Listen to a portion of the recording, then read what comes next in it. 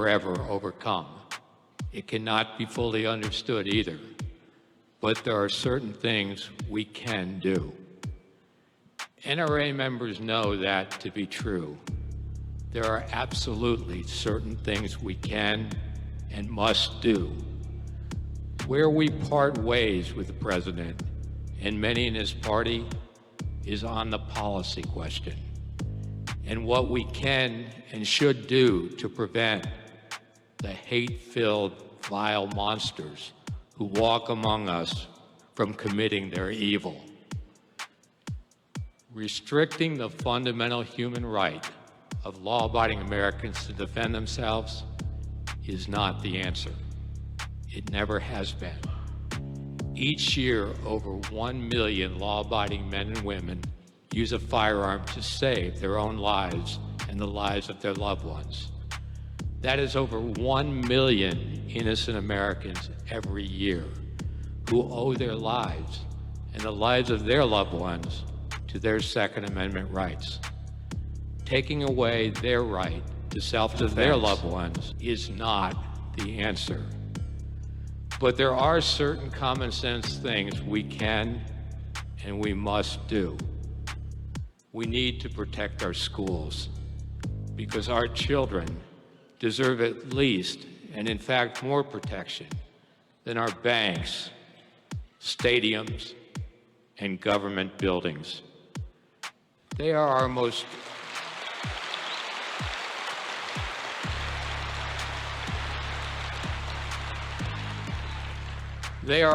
treasured and precious resource, and they deserve safety and protection. That's why the NRA launched our School Shield program to help promote and fund the necessary security that every school child needs and deserves. That's why we help train school security assessors who play a vital role in improving the security and safety of every child, from when they get off the bus in the morning to when the final bell rings at the end of the day. We also need to fully fund our nation's police departments and school security resource officer programs.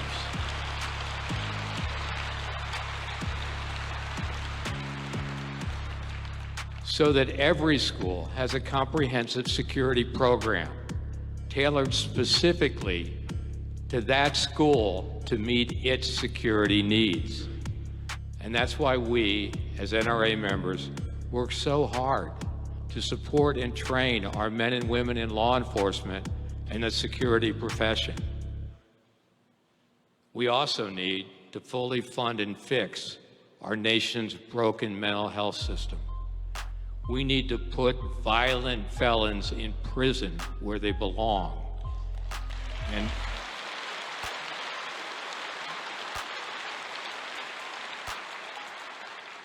And put an end to the revolving door justice system that spits criminals back onto the streets and greases the skids for the next horrific crime. And finally, to quote the late President Ronald Reagan, we must reject the idea that every time a law is broken, society is guilty rather than the lawbreaker.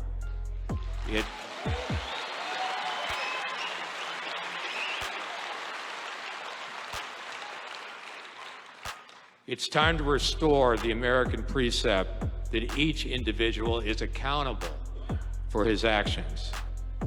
And that's why we, the NRA, will never ever stop fighting for the right of the innocent and the law-abiding to defend themselves against the evil criminal element that plagues our society. Because we know there can be no freedom, no security, no safety without the right of the law-abiding to bear arms for self-defense.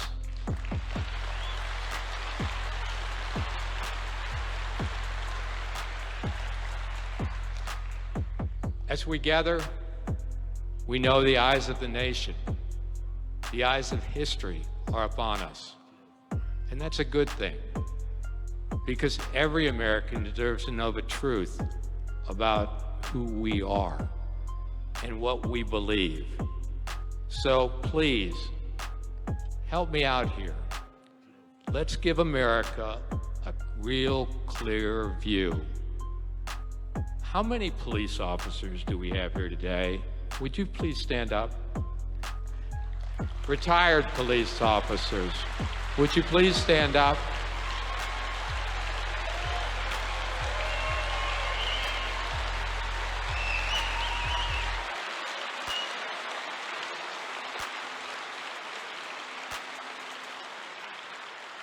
How about any firefighters, paramedics, or first responders?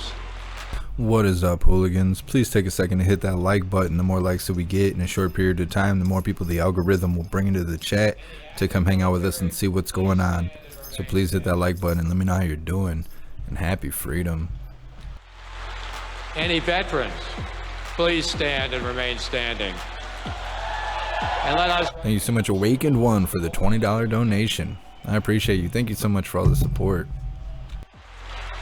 Thank you so much. Your mother was a hamster for the $3 donation. I appreciate you. Thank you. Nurses, any teachers?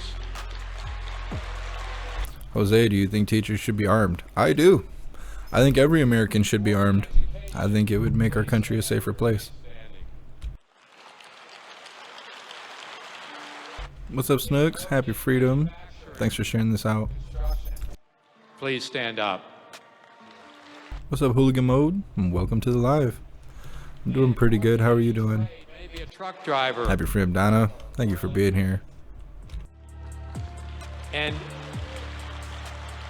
how about stay-at-home moms who work harder than most people ever give them credit for? If you own your own business. Cat's being crazy, just ran his face right into the wall. He had to go sit down somewhere. Any professionals, accountants, executives, are you a law-abiding gun owner? Please. Awaken One. Is Trump speaking at 6:30 today? I'm not sure exactly what time he's supposed to be speaking. There's protesters outside and they're having speakers, so I just figured it was time to go live. What's up, GQ? We here today. What's up, Paul? And millions more like us are Happy freedom, Mark. Thanks for being here. The heart and soul of this country. We love our nation. We love our children, grandchildren, friends, and family. And that's why we will always value, cherish, and protect our fundamental human right to defend ourselves, our communities, and our loved ones with our Second Amendment right to bear arms. Thank you, and God bless. What's up, Alexis?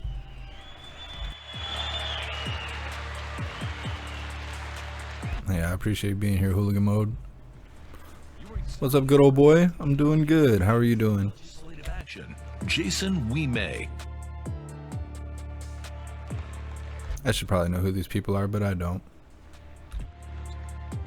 What's up, Pepper Sprout?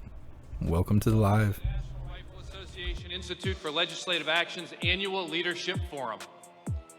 As we begin today's program, ladies and gentlemen, please stand and direct your attention to our flag as Texas's own armed citizen, Jack Wilson, leads us in our pledge.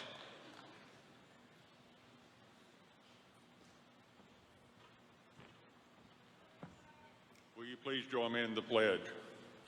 I pledge allegiance to the flag of the United States of America and to the republic for which it stands, one nation, under God, indivisible, with liberty and justice for all. Happy freedom, Jeff Rowe. Thanks for being here. Thank you, Jack. Ladies and gentlemen, What's up, Anthony? as Jill Nouse White performs our national anthem. Oh, say, can you see by the dawn's early light what so proudly we hailed at the twilight's last gleaming, whose broad stripes and bright stars through the perilous fight o'er the ramparts we watched were so gallantly streaming, and the rocket's red glare of bombs bursting in air gave proof through the night that our flag was still there. Oh, say does that star-spangled banner yet wave o'er the land of the free and the home of the brave.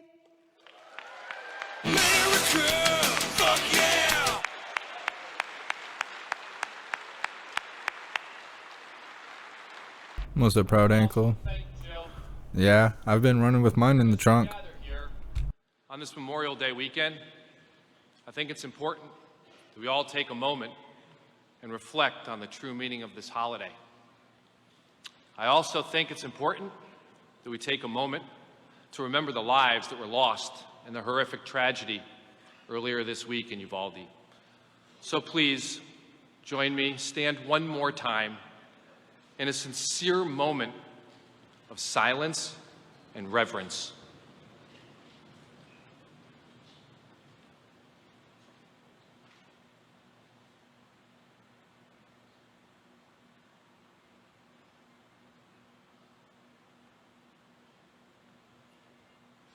Thank you all. What's up, Shanti? Friends, sadly, as Wayne said, we can't legislate evil out of someone's heart. And while prayer helps, and trust me, I am a huge believer in prayer, and we should never, ever underestimate the power of prayer, there are other things that we can do at the same time.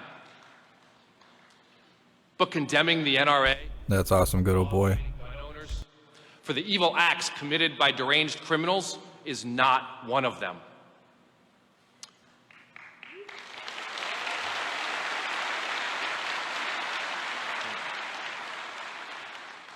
Over the last 10 years, we have called for more funding to secure our schools and help protect our teachers and children. Over the last 10 years, we've called for more resources to give teachers and mental health experts the ability to help kids in need. And over the last 10 years, we have called for fixing our broken mental health system once and for all. And sadly, none of this has been done. Government can somehow find a way to print huge sums of money for hundreds of pet projects, but they can't seem to find money to secure our schools and fix our broken mental health system. That's just not right. What's up, Anthony? I'm doing pretty good. How are you doing? Have you seen the Super Hooligan Motorcycle Racing League? No, I have not. I will have to look into that. We grieve for the lost souls. And we at the NRA have heavy hearts during these trying times. And we at the NRA want something meaningful done that can actually solve the problem, not serve a political agenda.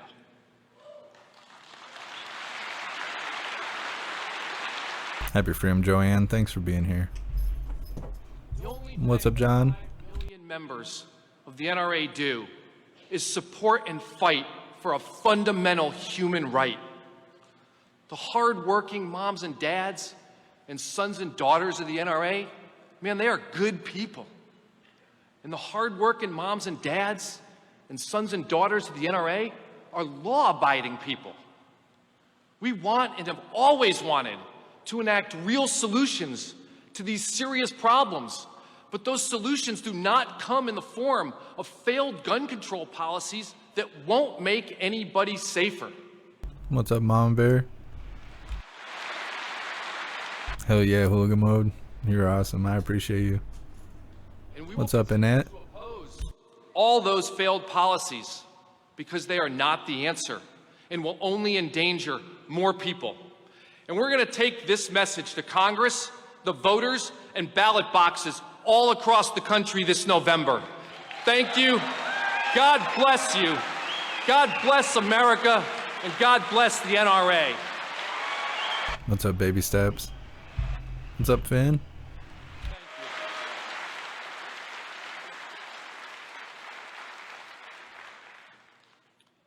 Ladies and gentlemen, unfortunately, our next speaker is unable to be with us in person today. So please direct your attention to the screens for a message from Texas Governor Greg Abbott. Hi, this is Governor Greg Abbott, and I want to say welcome to Texas to everybody here. I come before you this afternoon with a very heavy heart. America is grieving with an evil madman that took the innocent lives of school children this past Tuesday. Moments like this tear apart the very fabric of a community that until Tuesday never thought that a tragedy like this could ever happen in such a quiet South Texas town like Uvalde. This is the time of year that children look forward to the end of the school year and the promise of summer adventures. But 19 innocent children will never come home from that last week of school. Other children who survived are scarred by what they witnessed. As Texans and as Americans, we grieve and mourn with these families. The loss of their child is a tragedy that no parent should ever have to endure. As parents ourselves, Cecilia and I are heartbroken by such a senseless tragedy like this. We urge everyone here today, everyone across the country, to pray for those in Uvalde who are impacted by this atrocious act. The courageous actions of the many teachers and staff at Robb Elementary School should be applauded. These men and women are heroes for their fearless defense of the children in their charge. The Lord teaches us that every child is a precious gift, and evil stole those gifts from their parents on Tuesday. And also, remember this: there are thousands of laws on the books across the country that limit the owning or using of firearms. Laws that have not stopped madmen from carrying out evil acts on innocent people in peaceful communities. In Uvalde, the gunman committed a felony under Texas law before he even pulled the trigger. It's a felony to possess a firearm on school premises, but that did not stop him. And what he did on campus is capital murder. That's a crime that would have subjected him to the death penalty in Texas. Well, just as laws didn't stop the killer, we will not let his evil acts stop us from uniting the community that he tried to destroy. I'm in Uvalde this afternoon working to heal the brokenhearted. We will bind up the wounds of the people of Uvalde and once again restore the luster to a community known for its warmth, its friendship, and its values. May God bless the people of Uvalde, and may God forever bless the great state of Texas. Mark, I don't like that they're making this political. Not cool. Yeah, I agree. Everybody's piggybacking on this to do a little campaigning. Our next speaker grew up on a farm. What's up, Raja? Thanks for being here. What's up, Lioness? And and learned to hunt at an early age, a tradition she proudly passed down to her 3 children. But she also knows that the Second Amendment is not about hunting. During her tenure in public service, she has worked tirelessly to protect our Second Amendment right to keep and bear arms and to make sure that our kids are safe. After being elected governor in 2018, the very first bill she signed into law was constitutional carry. Since then, she has only continued to sign more pro-gun legislation into law, making sure the Second Amendment and freedom remain uninfringed. Ladies and gentlemen, it is my honor to introduce to you the Governor of South Dakota, Kristi Noem. What's up, Wicked Patriot? I watched Maximum Overdrive yesterday. That is quite the movie. I appreciate you sending that to me. What's up, Sam? Welcome to the live. Real quick before this lady starts speaking, I bought a new light. Am I all washed out on the screen? Do I need to turn it down a little bit? Thank you so much for that wonderful welcome. You know, it's an honor to be among a group of America-loving patriots like all of you. You have guts and you've got conviction. You know, it's inspiring to look out on a crowd like this. When I was walking around the hall earlier today, I saw families, I saw parents and grandparents, young women, professionals, teenagers, hunters and sportsmen, members of law enforcement. NRA members come from every single walk of life, every race, every creed. And I am proud to be a lifetime NRA member and to stand with all of you. Happy Memorial Day, Hammerhead. Fred, thanks for being here.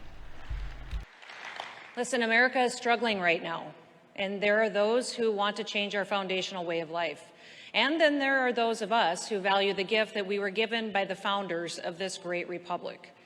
The test of time has proven that this greatest experiment in human history, called the United States of America, is truly the only government that guarantees an individual's liberties and freedoms. Now, our hearts are broken at the tragedy that we saw this week here in Texas. And as a mother and a grandmother, I can't even imagine what the families of those dear children and those teachers are going through.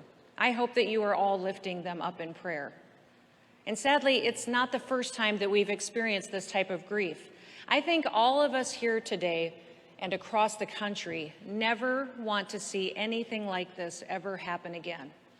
But we have very many difficult questions that we have to answer today. This isn't the time for grandstanding. It's not the time for shouting or division. This is the time to be honest, to work together to protect the future for our children and our grandchildren. To truly decide where we are going as a country, we need to reflect on our history and look back at where we've been. Here are some of those questions. Why was the Second Amendment even created? Does it still hold value today? Why is it okay for some to have guns and others not? Why do we protect our banks, our stores, and celebrities with armed guards but not our children? Are they not truly our greatest treasure? Much, much more valuable than material things? If we limit the average citizen from having a firearm, will that keep those who choose to ignore the law from accessing one as well?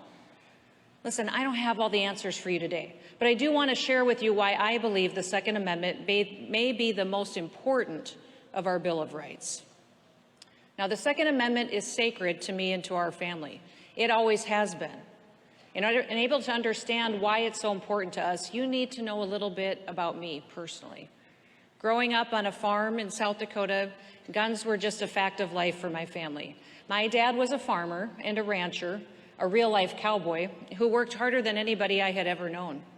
He was tough as rawhide. He lived a life of integrity, and he expected his children to embrace those ideals. Of course, this also applied to our firearms. Owning guns wasn't a political thing for us. Like most American families, we rarely discussed government or politics around the table. On our ranch, our politics were lived, not talked about.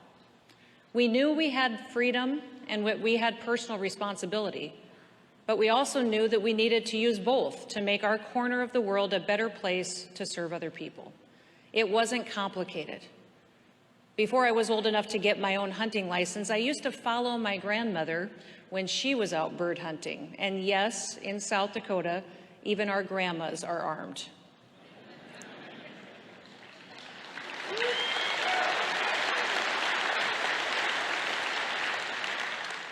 Now, my dad, he preferred big game hunting, and from a young age, my siblings and I, we went with him.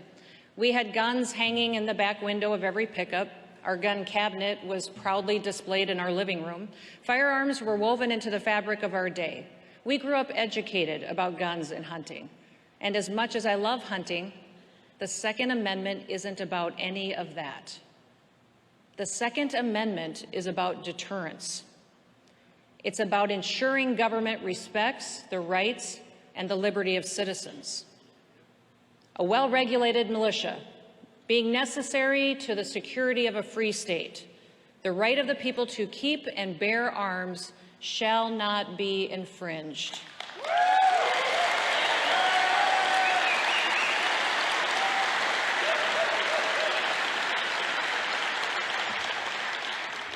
Those 27 words are freedom's last line of defense. The founders understood deeply that without an armed citizenry, authentic freedom could not and would not survive. Now, how did they know this? What were their circumstances? What did they know about human nature and the temptation to seize power? Did they know how fragile freedom could be? What were they drawing on?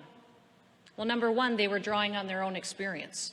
The founders knew that the country would have never survived the Revolutionary War if the colonists hadn't owned their own weapons. Look at Boston in 1775. 11,000 expertly trained British soldiers occupied the city, and George Washington's ragtag army of Continentals surrounded them. His American volunteers carried only their personal muskets.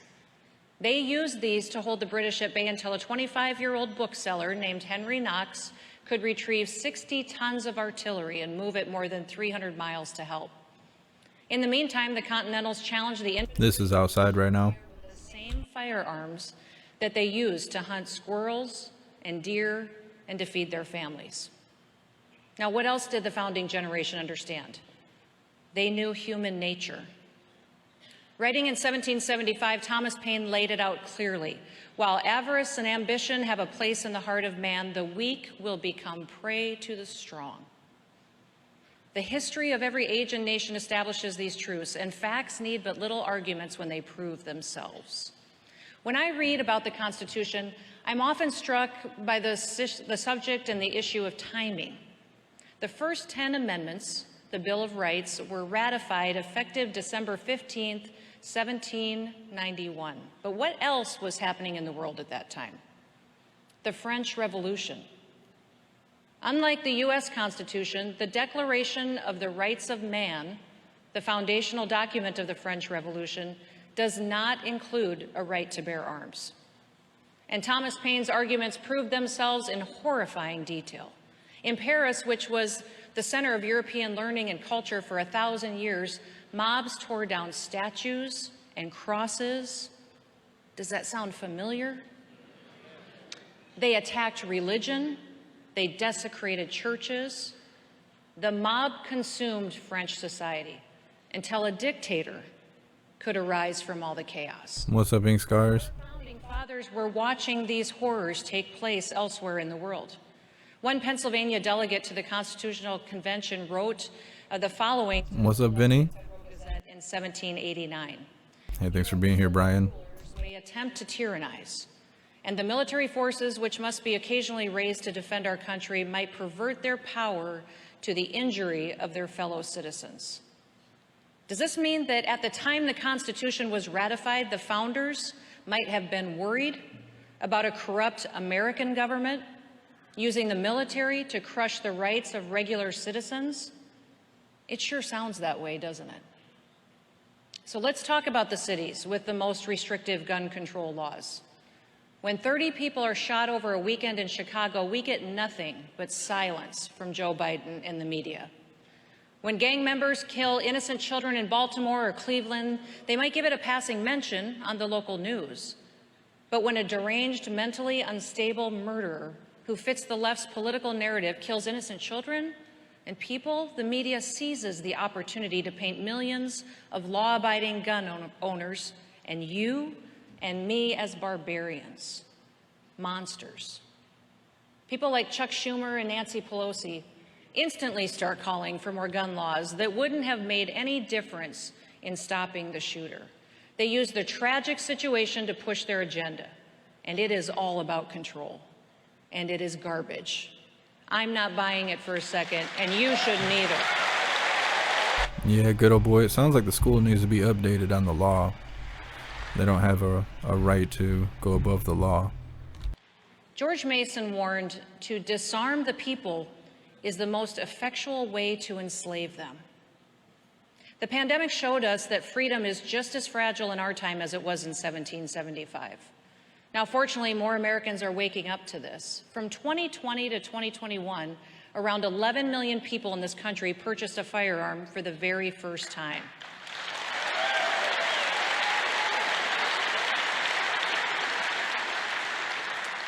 About half of them were women.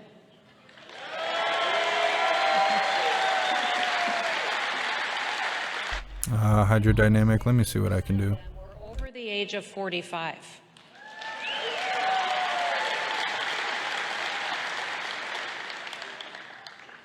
I believe the number one reason was because of fear of civil unrest and to protect themselves and their families. We have seen the same type of radical mob mentality taking place on the streets of American cities that swept Paris in the 1790s. Woke mobs are tearing down statues, and it doesn't matter who they are of. Our founding fathers, Catholic missionaries, they even wanted to come after Mount Rushmore. Well, not on my watch.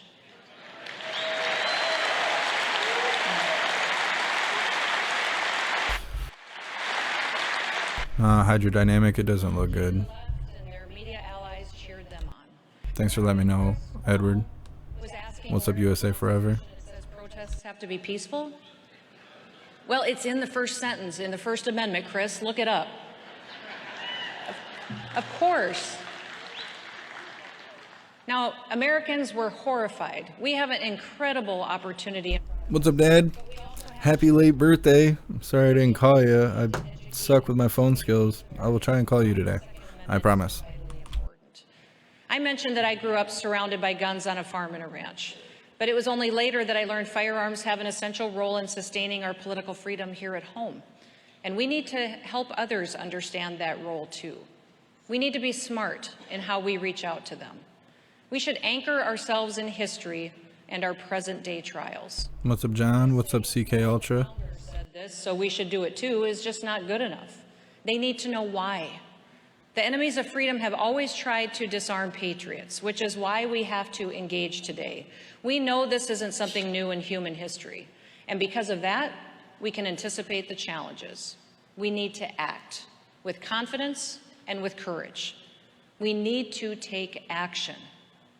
Now, the very first bill that I signed upon taking office as governor in 2018 was constitutional carry. Not only did I sign the bill, I held a signing ceremony in the rotunda of the Capitol to demonstrate the importance of the legislation. Awesome, Annette. Appreciate you posting Gilded. But I wasn't done, so this year I advocated for and signed legislation that repeals all concealed carry permit fees in South Dakota, and the state is even going to pay for your federal background check. Thank you so much, Cornish, for continuing the membership program for 19 months. You're officially a hooligan. It cost you a penny to exercise your Second Amendment constitutional rights in South Dakota. Thank you so much, Kevin, for continuing the membership program for 18 months. You're officially a hooligan. By establishing that the burden of proof by clear and convincing evidence lies on the parties seeking to overcome the immunity provided under this law. You have a right in South Dakota to protect yourself and your family. We updated the definition of loaded firearm to designate that a firearm is considered loaded only if a round is chambered. This makes it easier to store unloaded firearms while still letting you defend yourself in situations when seconds matter. When it comes to the Second Amendment, South Dakota is leading, and other states should follow our lead. Now is not the time to cave to the woke culture. Let me tell you the truth about the enemies of the Second Amendment. They are schooled in the ways of Marx and Lenin. They play the long game. They are content with chipping away at your rights. 50 years, 100 years, they are deceptive and they are patient. They count on Americans to tire of the fight, to eventually relinquish our freedoms and our rights. We saw it during the pandemic. Too many of our fellow citizens freely handed over their rights to work or to even leave their home until a corrupt government gave them the green light to do so. Well, not in South Dakota. We were the only state that never once shut down a single business or closed churches. Mark, it's hard to follow laws the government doesn't follow. Oh, I hear you. Our children came through the pandemic with the least amount of learning loss of any in the country, and we are leading the country in educational outcomes. We gave our citizens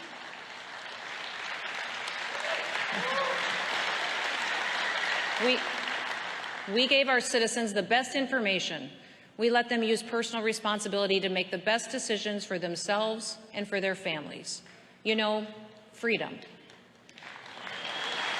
Casey, what do you think about all of this NRA, etc.? I don't think anything about the NRA.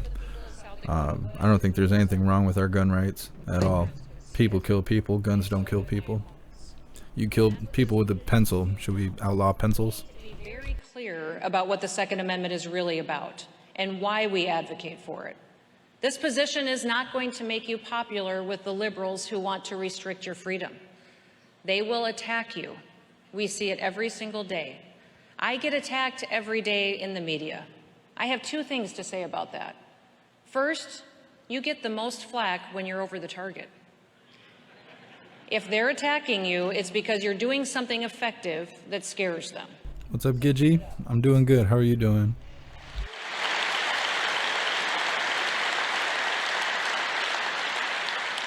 Thank you so much, Red Za, for continuing the membership program for 7 months. You're officially a hooligan. Lady, you can't go wobbly on this. All right? So I'm saying hydrodynamic. General Grant, he had a powerful reflection from early in the Civil War that I think is relevant for us in the gun rights community. In one of his earliest battles, the young Colonel Grant was leading his regiment against an enemy position.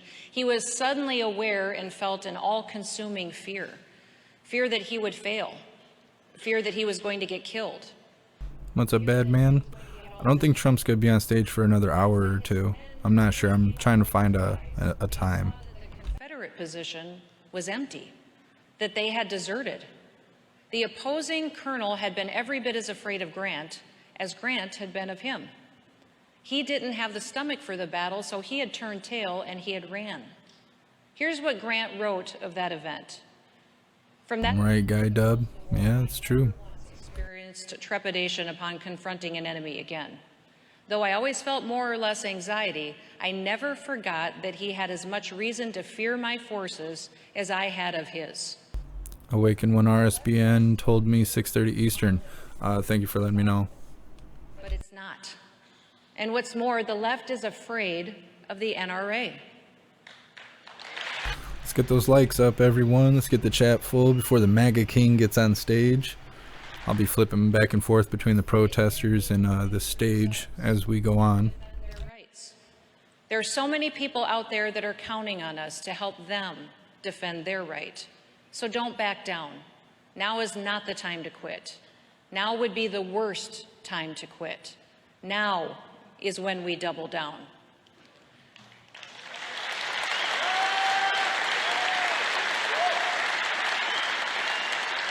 Thank you so much, Kevin, for joining the membership program, and welcome to the family.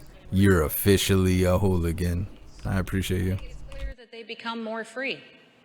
They become more capable, more independent, more powerful, more free. We are all called to live courageously in the battlefield of our daily lives. Our workplaces, our communities, our homes, our country needs it. No weak-willed or half measures will save us from the relentless and the unhinged radicals that we are facing today. So we double down. This fight is much bigger than the people in this room. The consequences of our actions will affect all future generations of Americans. Do you want your children to have the same freedom that we've been blessed with? Do you want your grandchildren to understand and to know and experience liberty? Then we must protect the Second Amendment. It is an honor. Yeah, I appreciate you, baby steps. It is an honor to be in the trenches with each of you, and that's why I'm proud to be here today. So thank you for your work. God bless you, and may God continue to bless the great United States of America. Thank you.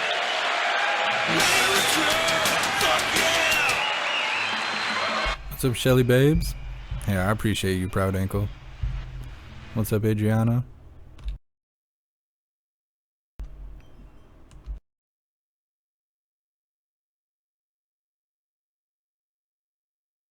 I don't know what happened. They just killed our audio. With you. Last August, Brevard County, Florida sheriff's deputies were conducting a joint operation with members of the United States Border Patrol along Interstate 95. During the operation, Deputy Tyler Thoman conducted a traffic stop on a vehicle near West Melbourne, Florida. During this routine stop, things went drastically wrong when one of the individuals in the vehicle produced a stolen firearm and began to fire at Tyler and the other deputies. The suspect in this case was a career criminal with over 40 previous arrests, including 23 violent felonies, was out on bond for 2 felony drug charges, and had 2 felony warrants outstanding when the incident occurred.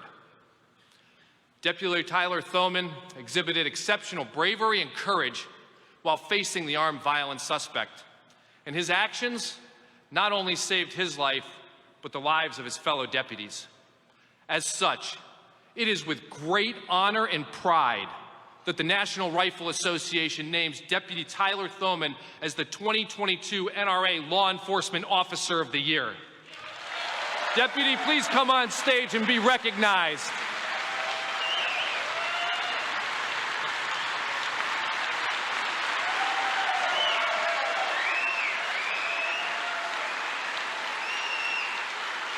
Oh, they brought a freedom baby with them. Guy dubbed, France civilians can't own pew-pews, yet they have a high amount of pew-pews used in horrible ways. Absolutely. All countries where the citizens cannot own pew-pews. The only time you hear about pew-pews is because of some tragedy. It's not the way.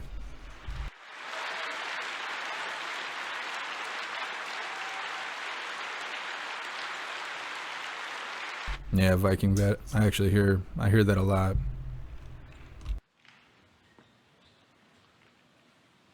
Ink Scars, will you post a link to that in Gilded? Not yet, but here's a little known fact that's worth sharing. One of his first clients as an attorney in the private sector was the National Rifle Association. Right out of the gate, he's been an ardent defender of the Second Amendment, and he's never looked back. From his early support of the Heller case to our Supreme Court fight for the right to self-defense outside your home, he's been alongside us every step of the way, filing briefs and unabashedly taking on the gun control media. Please join me in welcoming one of the most fearless defenders of the Second Amendment from the Lone Star State, Senator Ted Cruz. Oh dang, they got Ted Cruz there. What's up, Whistler's wife? Went to Gaylord for your birthday, left 3 hours before the tornado hit. Wow. That is quite the timing. Gaylord got hit really hard. That tornado weather was all over the news all day. Glad you made it safe, and I'm glad you had a happy birthday.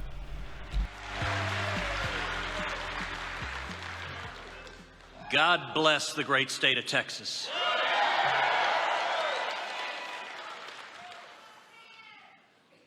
I want to speak today on the nature of evil. We're gathered today under crushing darkness.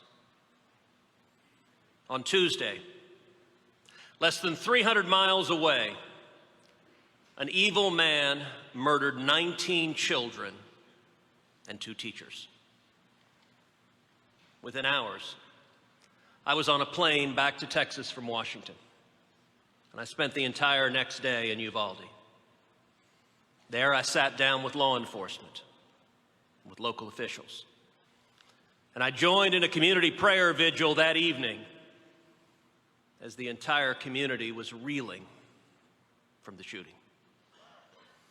We prayed together and we cried together, mourning the unspeakable losses that have shaken the Uvalde community and that have gripped our entire nation. There are no words to describe a monster who enters a school and murders little children. 19 little kids. 19 families in Uvalde who lost their little boys and their little girls. 2 families of teachers who aren't here with us anymore. None of us will ever truly understand the manifest evil that devastated Uvalde on that day. The entire state, the entire country is horrified and grieving. And it is an evil that has happened too many damn times.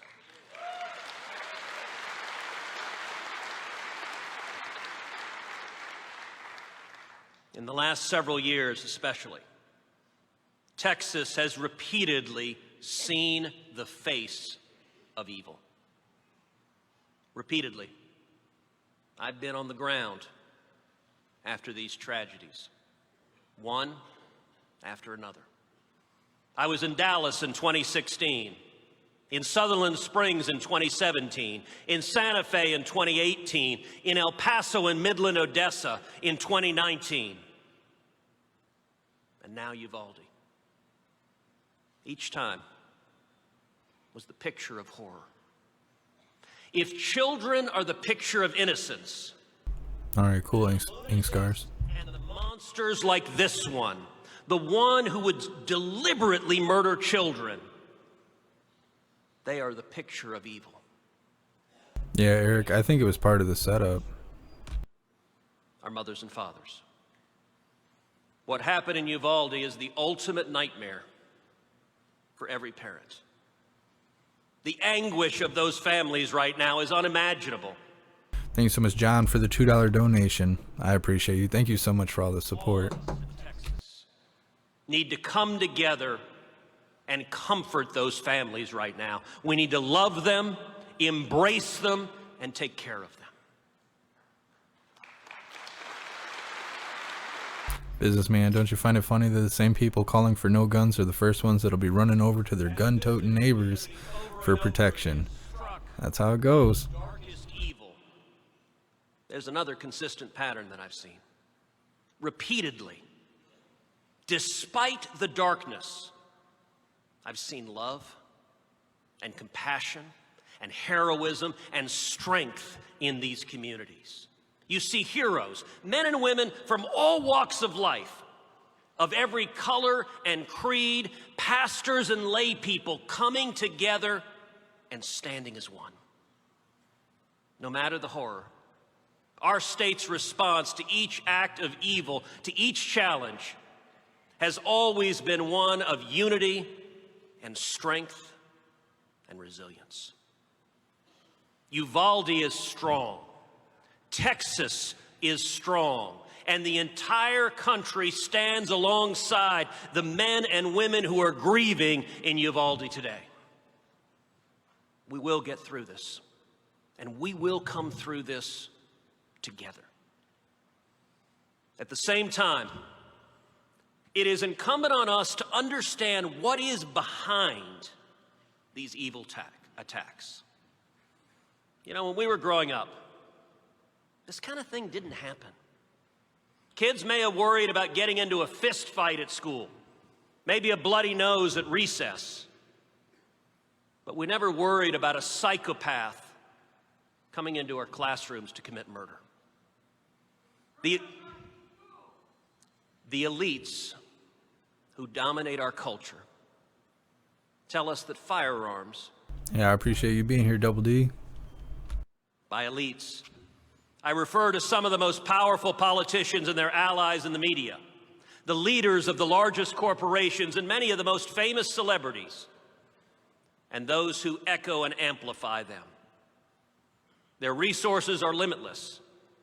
Their megaphone is enormous, and their voice can be deafening. Many of these same people make their accusations from behind great bulwarks of safety, from gated communities equipped with private security, or at the very least, from safe and expensive neighborhoods protected by high home prices and low crime rates. Such people can afford an indulgent ideology that ignores reality. Thank you so much, Scout's dad, for cheering $50. I really appreciate you. Thank you so much. Was in Michigan all week, just returned to Chirac. Well, happy freedom. Hope you enjoyed your trip out here. What's up, Cindy? The right to keep and bear arms is not theoretical, it's not abstract. For a single mom in a dangerous neighborhood, it is a matter of basic security. Taking guns away from these responsible Americans will not make them safer, nor will it make our nation more secure. In an age where elites embrace defunding the police, when homelessness runs rampant, when gangs dominate entire communities, and when radical district attorneys refuse to prosecute violent crime in cities across America, rarely has the Second Amendment been more necessary to secure the rights of our fellow citizens. What's up, Joe Bosch? Thanks for being here. Thanks so much, Kethika, for continuing the subscription on Twitch. You're officially a hooligan. I appreciate you. Evil on display in Uvalde or in Buffalo derives from the presence of guns in the hands of ordinary American citizens. It's far easier to slander one's political adversaries and to demand that responsible citizens forfeit their constitutional rights than it is to examine the cultural sickness giving birth to unspeakable acts of evil. It's far less comfortable to ask why despair and isolation and violent hatred is so prevalent in America. It requires a sick soul to drive a truck into a crowded sidewalk, to plant a bomb at a marathon, or to fly a plane into a building. It requires a sick soul to open fire in a movie theater, or in a church, or in a school. A speeding automobile in the hands of a madman is deadly, as is a jet airplane. Tragedies like the events of this week are a mirror. Heck yeah, Pawpaw Mike. Demanding that we see where our culture is failing. He just listed all the gun-free zones, places to become victimized. Social media bullying, violent online content, desensitizing the act of murder in video games, chronic isolation,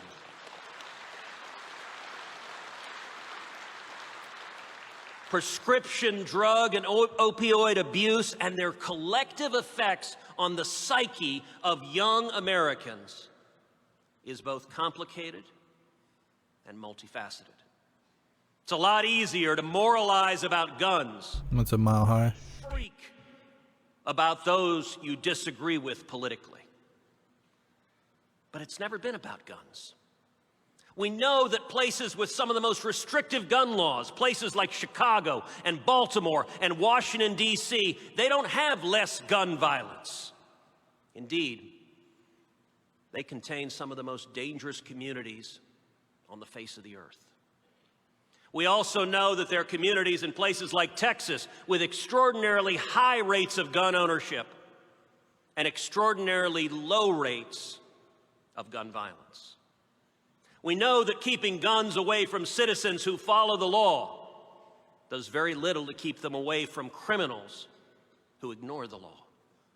We know that there are no more guns per capita in this nation today than there were 50 or 100 years ago.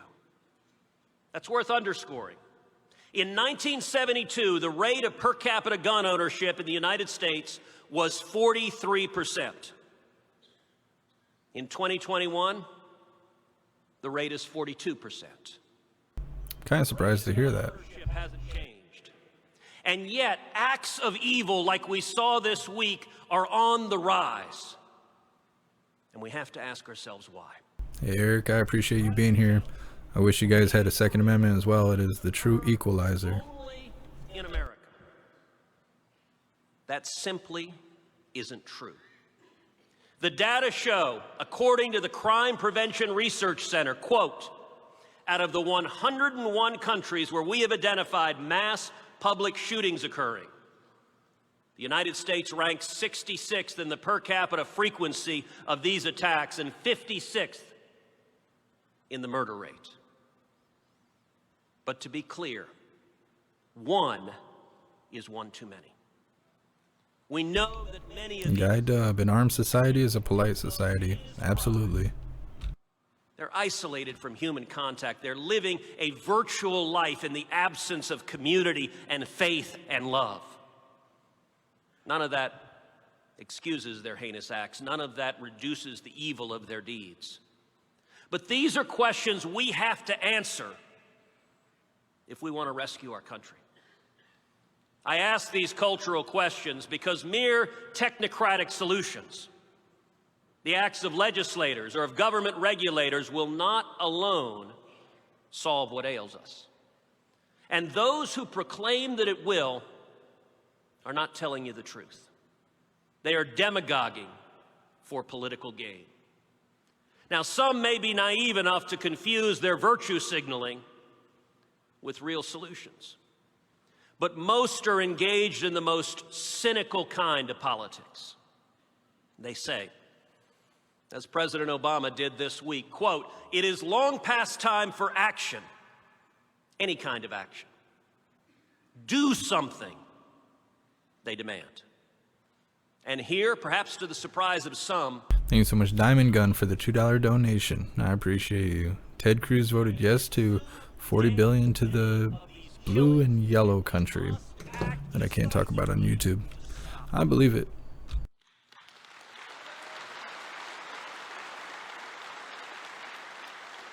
What's up, Great Mega King? Thanks for being here. what is the something we should do? To Washington Democrats, the answer is so-called universal background checks and banning so-called assault rifles. And the more aggressive among them call for banning all firearms. Here's the problem.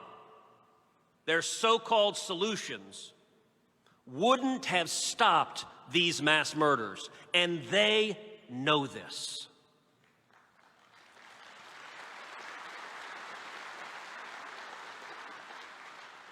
The Uvalde shooter, and I won't use his name, and nor should anyone else, he should fade into eternal anonymity.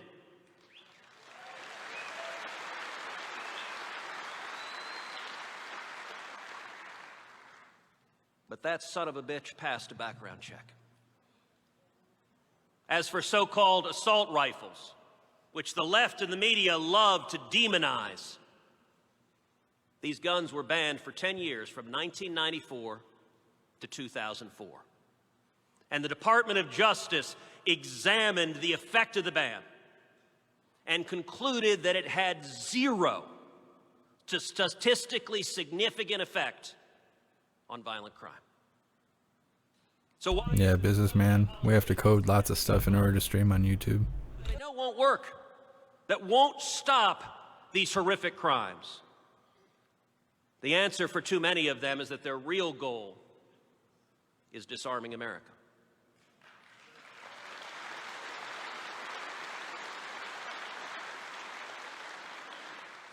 They point gleefully to other countries that have disarmed their citizens while overlooking the rise in crime and sexual assaults that has repeatedly followed.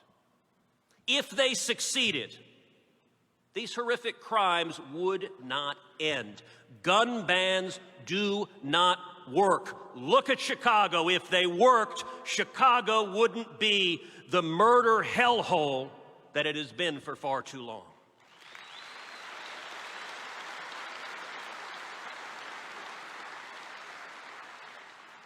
And the reason is simple. The law-abiding citizens follow the law, but the criminals do not. That is why they're criminals. But let me tell you what would happen if they succeeded in confiscating guns. Many more people would lose their lives. Here's a statistic from the Obama White House, hardly a right-wing source. Hey, thanks for being here, Tuluvian. Yeah, Mark, they don't want to talk about that stuff. Half the time when these events happen, the gear costs more than the average person can afford. 1 million times every single year.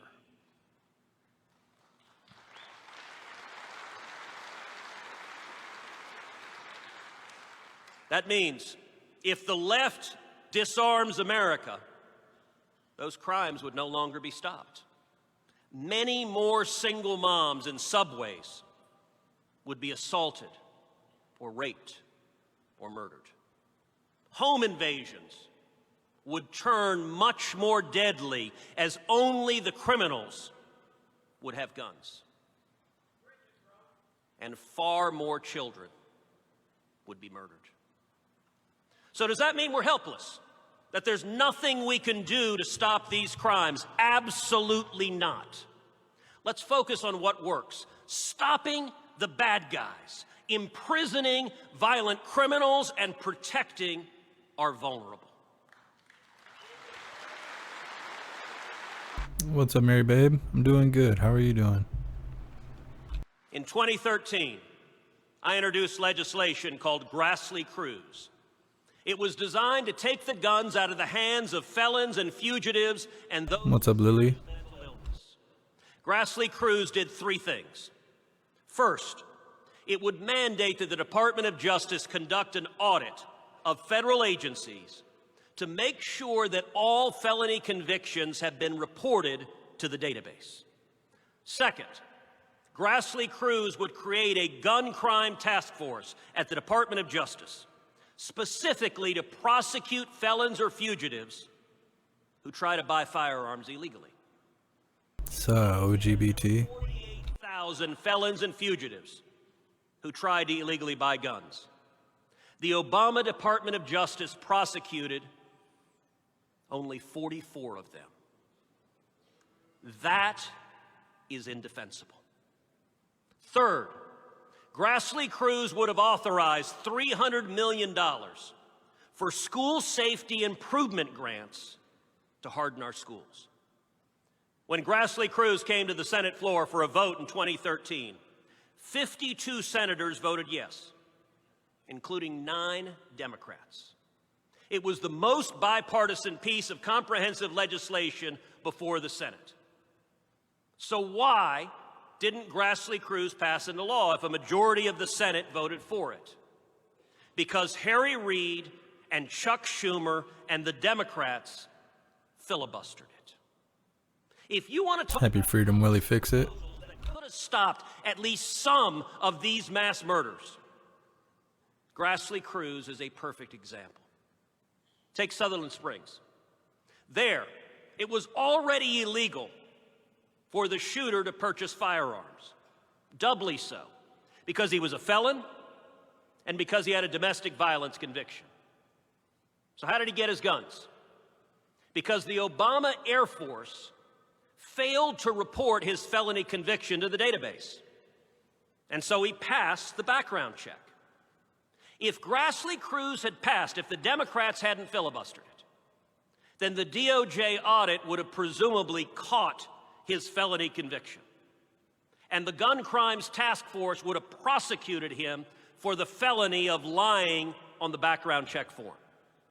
That would have meant that that monster would have been sitting in a federal prison instead of murdering 26 innocent people in that beautiful sanctuary. Hey, thanks for being here, Deputy Dog. I don't know if any reporter has asked even a single Democrat why they filibustered bipartisan gun violence legislation that could have made a real difference saving lives. So what about Uvalde? Well, part of Grassley Cruz was $300 million to upgrade school security because we've seen a tragic pattern repeat. When I sat down with the families at Santa Fe, we discussed how that monster had entered through an unlocked back door, how he'd been able to make it to a classroom unimpeded and murder innocent children. Hey, glad to hear it, Lily. I'm doing good. Thanks for being here. Federal buildings and courthouses, where for security reasons they limit the means of entry to one entrance. Schools, likewise, should have a single point of entry. Yeah, Guy Dub, I did see that. The left went and attacked Oreo Express's car yesterday, spray painted his lights and all kinds of stuff. At that single point of entry, we should have multiple armed police officers. What's up, Wolf Mule? Thanks for being here. Or, if need be, military veterans trained to provide security and keep our children safe.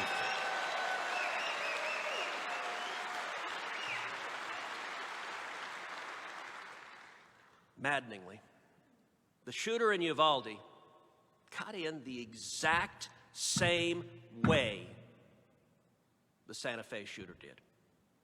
He walked through an unlocked back door into an open classroom. We need serious funding to upgrade our schools, to install bulletproof doors and locking classroom doors.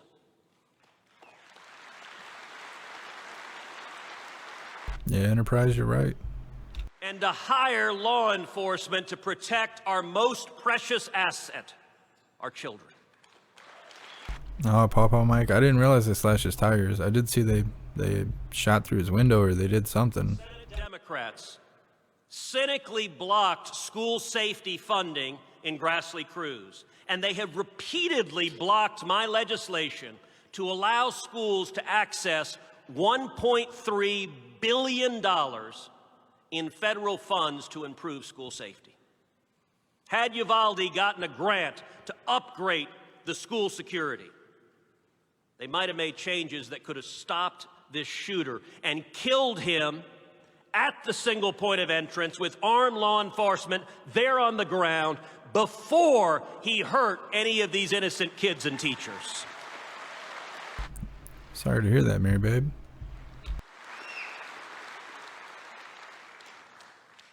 Ultimately, as we all know, what stops armed bad guys is armed good guys. What's up, Zeta? Oreo Express's vehicle was attacked last night at the hotel, or I believe he was at the hotel. I'll post the video in Gilded so you guys can watch it. Rifle instructor who grabbed his AR-15 and ran barefoot to stop the murderer at Sutherland Springs.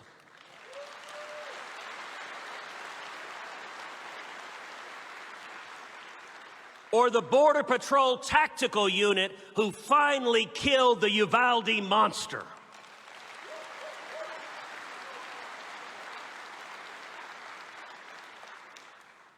And that's why the media's cynicism and dishonesty on this topic is so pernicious. The media blames you, the millions of members of the NRA, for these crimes. That is a lie.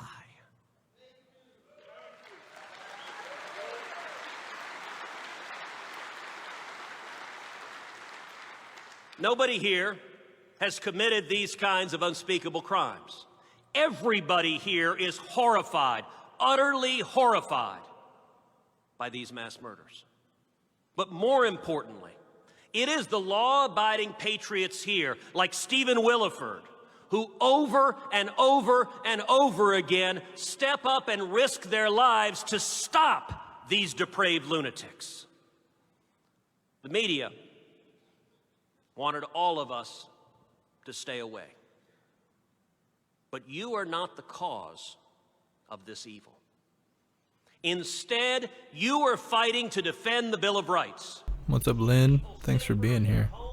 And on the subway to protect our families.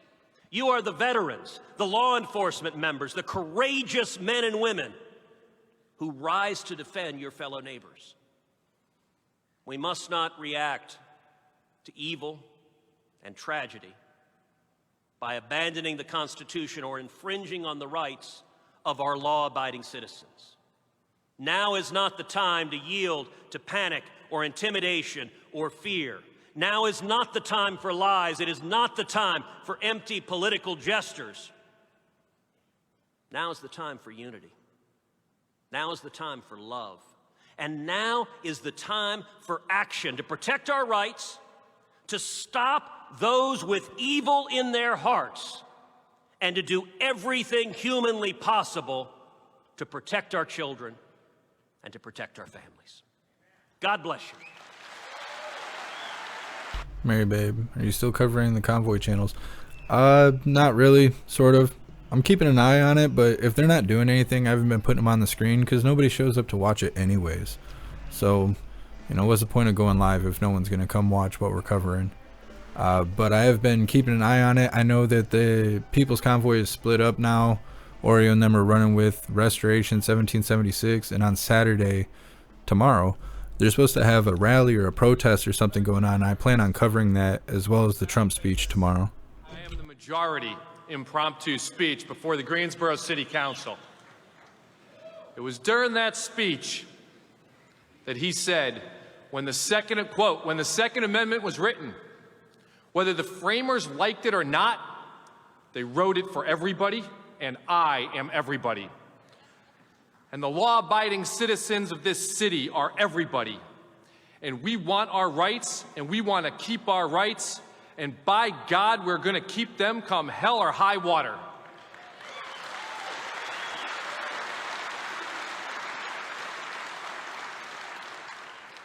And since that speech, he has fought with as much conviction and passion as anybody in defense of our constitutional rights and freedoms. It is my distinct pleasure to introduce to you this unwavering champion of the Second Amendment. Please welcome my friend, NRA board member and Lieutenant Governor of North Carolina, Mark Robinson.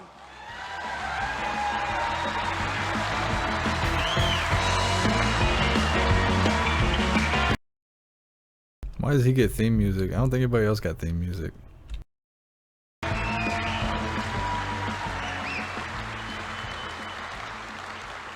Thank you for that great introduction, and as always, we thank our Lord and Savior Jesus Christ for giving us all the wonderful blessings that we have.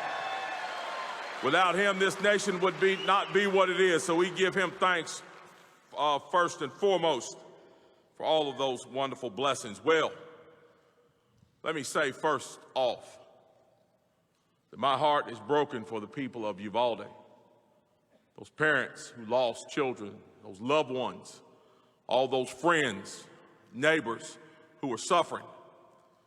You know, I'm reminded of the words of Abraham Lincoln when he said to Mrs. Bixby, who had lost 5 sons in war, how weak and fruitless any words of his must be to try to comfort her. And it's the same here.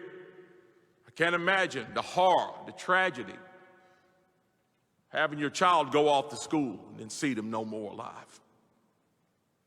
Breaks my heart, absolutely. And when I heard about it, I shed tears. I did. When I look at my own grandchildren, my grandchildren are about that age. And I can't help but think, what if it was one of mine? How heartbroken I would be. The pain that would be in my household today. The pain that's in those households right now. So I paused, I took a breath, and I said a prayer. Because that's what we need right now. That's what those families need right now. They need comfort. They need strength. They need wisdom. They need someone who actually cares about what they are going through. And that's what we need to give them.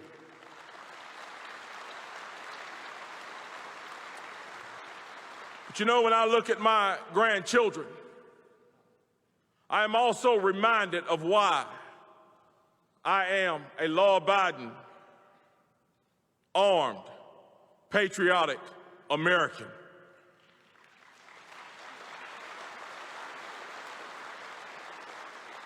What's up, Cougar? That's a happy freedom. In the premise of our Second Amendment, when I look at those babies, I'm reminded why our framers put it in our Constitution, that in this nation, you are not the second responder, you are the first responder, and that you have an absolute duty and a right to stand up and protect your home from any enemy, foreign or domestic.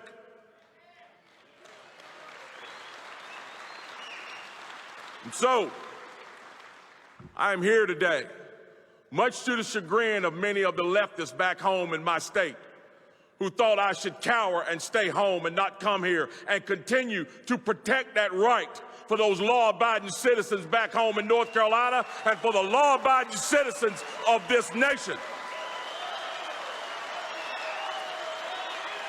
Yeah, I appreciate you, Awakened One. Willie Fix It. Yeah, Trump is speaking today. He's also speaking tomorrow in Casper, Wyoming. Everybody says, what do we do?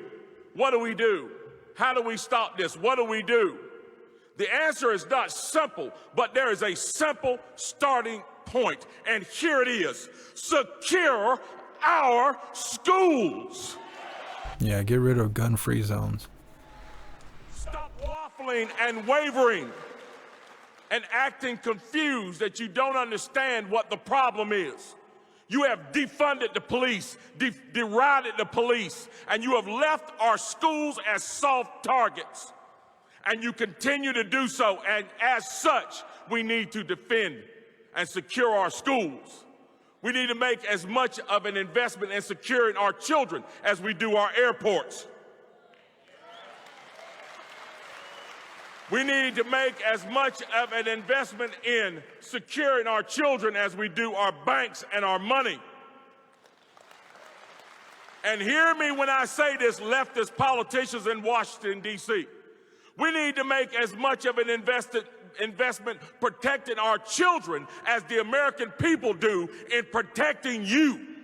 You spare no expense buying every weapon known to man, buying every metal detector known to man, every modern convenience you have it at your disposal to protect you behind the walls that you live in. But you are bound and determined to leave our children defenseless. And now you are bound and determined to leave the law-abiding patriotic citizens of this nation unarmed and defenseless. Well, I'm here to tell you right now, get your pencils out, lick them, and get ready to write this down. It is not going to happen. We are not going to go off into that good night without standing up for our rights. It's time for the law-abiding American patriot in this nation to stand up and say, hell no, we will not go, and you will not take them, and we will continue to stand strong for what we know is right. We will protect ourselves. We will protect our children. And we will protect the freedoms that God has given us and that has been enshrined in our Constitution. We will not lay down. You hear me when I say this. Hear me when I say this, Nancy Pelosi, Chuck Schumer, and any other leftist, communist, Marxists out there. What I need for you to do is do this.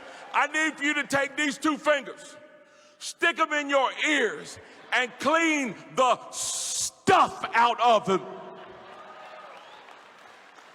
And hear us all as we say in unison, shall not be infringed, will not be infringed. We will not allow you to strip us of our rights so that you can bring us to our knees, because we know what your machinations are. You see, we've seen this movie before. We've seen it. We saw it in a place called Russia. We saw it in a place called Germany. We saw it in a place called China. We saw it in a place called Cambodia and Vietnam. And we saw it most recently in a place called Venezuela. When the people are disarmed and the government have all the guns and all the power, they always become despotic. Well, not in this nation. You will not tap dance on the graves of these children to disarm the people of this nation. In fact, if you put as much energy into doing that as you do with that political tap dance, into securing these schools and shoring them up and stop making excuses, Mike could make a dent on this. So guys, here's what I'm going to leave with you today. Don't be afraid. When the newspaper asked me before I left home, was I coming to the NRA convention? My answer was yes. And the reason why I was going was to defend the rights of law-abiding citizens in my state and across this nation. Because, guys, it's time for us to stand up and push back. The lies that have been told and continue to be told are not only threatening to strip our rights away from us, they are literally causing life to be lost on the streets. See, down in Uvalde, Beto O'Rourke didn't care about those children. He was willing to spit in their faces for political purposes. The news media stands silent. When children are killed in Chicago at genocidal rates, they stand silent. But as soon as they take a chance, as soon as they see a chance, take a shot at their political enemies, they're Johnny on the spot, and they're right there ready to do it. Well, we need to be bold. We need to stand up, because on this side, we have the solutions. And it's time for us to start pushing those solutions. And it starts with protecting our children in our schools. Time for messing around is over, folks. And the time for blaming law-abiding citizens should have never begun. It is time to put the blame where it goes, which is at the shooter's feet. And it's time to look towards those ineffective elected officials who refuse to move and do the right thing, but instead take the easy way out. If any way out, it needs to be them out of office.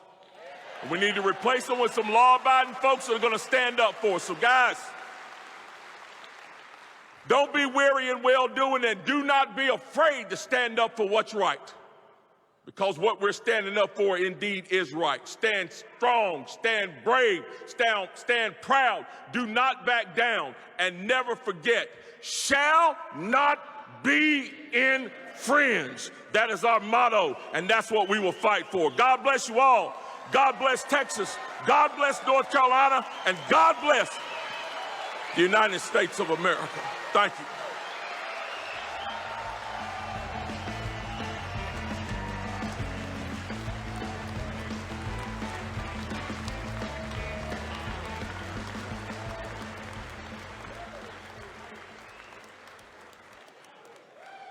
Pretty good. Pretty good. Ladies and gentlemen, this time is my honor to invite the founders of Midway USA, Larry and Brenda Potterfield, and their two of their grandchildren, Jay and Eliza, to the stage.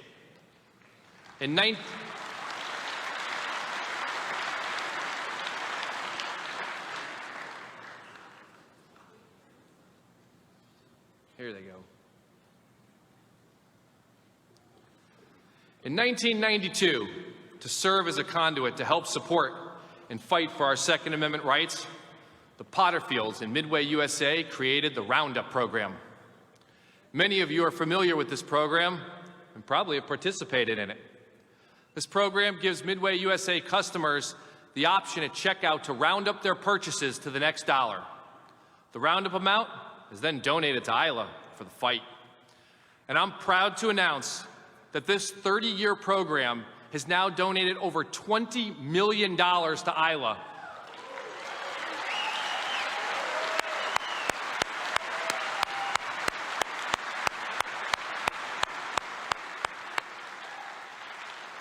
All of it to help ILA fight for our mission of protecting and defending the Second Amendment in the states, capitals, and courts throughout our country. On behalf of ILA, it is my great pleasure to sincerely thank Larry, Brenda, all of the employees at Midway USA, and all of the customers who have contributed to this extremely successful and important program. Thank you very much.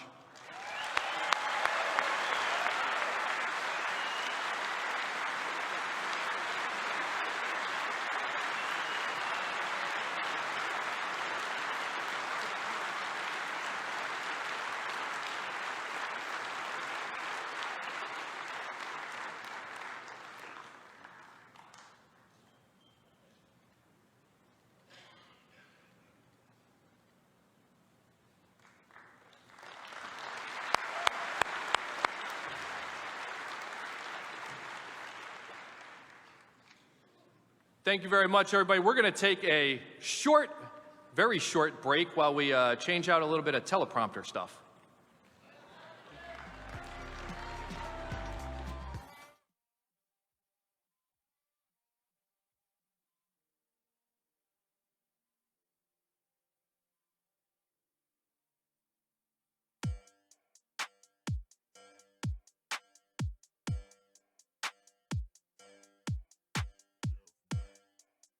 What's up, Joy?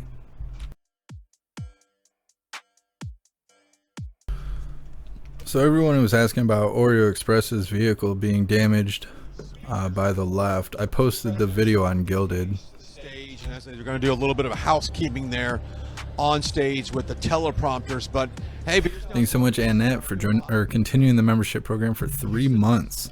You're officially a hooligan. I appreciate you. Event here. This is their annual event here. In the last 2 years, they have not been able to do this convention due to COVID regulations, as we've been dealing with the last 2 years. But this is the year they've decided to come back. And I've been sitting through these speeches, and I've wow. I mean, you know, if you think you can't get any better than Kristi Noem and then Ted Cruz, and then you can't get any better than Ted Cruz, then Mark Robinson comes on, and my goodness, and of course Mark Robinson has a wonderful story of how he kind of come to serving the American people and the people in the great state of North Carolina. But my takeaway so far is, I might have seen it, KM, but I'll look it up after the live.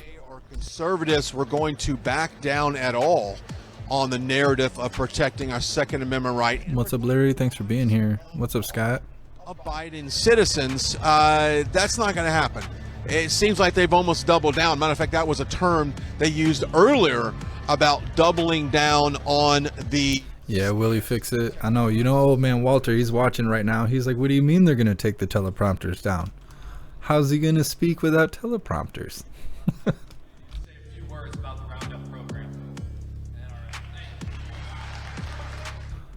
Big Dog. Oreo Express was staying at a hotel, and some people attacked his car. They spray painted his lights, blew his windows out, flattened his tires. It was not good. Here we are in 1991, in the fall of 1991. We're a little bitty company, but we got computers. You know, we got computers. So somebody comes up with the idea, why don't we ask our customers when they call in to round up their order to the next higher dollar, and we'll donate that money to the NRA. And not only to the NRA, there was a newly created endowment called the National Endowment for the Protection of the Second Amendment. Now, who can imagine that you'd ever need a national endowment to protect the Second Amendment to the Constitution? But apparently we do. So on the second day of January 1992, we started asking every customer when they called in if they would round up their order to the next higher dollar and let us donate that money in their name to the NRA, National Endowment for the Protection of the Second Amendment. Keep in mind that word's endowment. All that money that you're seeing there, $21 million, is still there. Every year, the ILA harvests 5% out of that, and they spend that to protect somebody somewhere in some state in America fighting for the Second Amendment. And of course, every year it grows a little bit. So that's the story of NRA Roundup, a little bitty thing that's created $21 million in just 30 years, all about changing the future. The NRA needs our money and us. One last thing that you might find interesting, the annual meetings were held in Salt Lake City in April or May of 1992, and I was there talking to Wayne Sheets, the NRA staffer that we'd worked with on this, and he was lauding we'd send him $70 or $80 a week, you know, and this is just what great stuff it was. And I said, you know, we can do more. When we go back home, Brenda and I are going to have a party. We're going to throw a party for the NRA. And that October of 1992 was the first party that we threw for the NRA, and it was called Friends of NRA. Maybe you've heard of that. Thank you. Thank you so very much. Go NRA. Yeah, Willie Fix It. Starting to get into that Antifa season. Thank you again, Larry. Now we'll change out the podium. What's up, Kevin? Guy Dub, yeah, I think it'll be busy this summer. It's already been a pretty busy spring. In the podium. What's up, Iron Horse? Do their work, and now it's time for you to do yours. We appreciate if you go over and see our good friend Mike Lindell over at mypillow.com. And right now, if you go to mypillow.com/ Happy Freedom, Leonardo. Thanks for being here. Let's see what we have over here. Oh, they're throwing out T-shirts. I was wondering what all the commotion was all about, wondering if something's going on. But if you go to mypillow.com/RSBN, there's a very special offer there on our slippers. So go check it out. You can always go to mypillow.com for substantial discounts on a lot of products there. What's up, Railman? Right now we are live on YouTube, Twitch, Odyssey, Rumble, and Facebook. And this is one way that we can absolutely fight back on cancel culture that has tried to shut Mike Lindell and his amazing company down. Alaska Man, is it beer 30 already? Oh, it is. Well, I might have to crack one open with you guys. Since day one after the election, he really focused. What's up, Free Society? Thanks for being here. In Washington, D.C., just after the election, having these phone calls with Mike, and he's like, hey, Brian, there's some stuff that doesn't add up in all of these swing states. And that's when we started doing the investigations on what happened on November of 2020. So that leads us to this point here, being on stage with President Trump at the NRA convention. What's up, Anonymous Prepper? I'm doing pretty good. How are you doing? It is always beer 30, isn't it? Mike Lindell over at MyPillow. So go check it out, mypillow.com /RSBN. And yeah, I think you can get those things for about $49.99. That's a substantial discount off those slippers. Thank you so much, Diamond Gun, for the $5 donation. I appreciate you. Roses are red, violets are pleasant. The 3 deadliest U.S. school shootings were on antidepressants. Bars. You can always go back and watch that a little bit later. I was able to walk around, talk to some people, talk to some protesters about why they're here, why do they want to protest the NRA, what's their stance on guns, what's their solution to a lot of the violence we're seeing. Geez, Mary Baby gonna leave before Trump gets on stage? All right, well, I appreciate you stopping in. But that's Happy Freedom, Native New Yorker, and God bless you. Go back and watch that coverage of us out. Businessman, it'll get real busy once Roe vs. Wade gets overturned. Absolutely. They're finding all kinds of reasons to be mad right now. Roe vs. Wade. Now it's Second Amendment stuff. I'm trying to think. There was something else they were just mad about too. I don't know. You know, they're getting all their cards in order. A lot about using guns for sport and hunting. Yeah, Mary Babe. Trump is supposed to be speaking, things like that, but I think in 20 minutes. Into more I believe.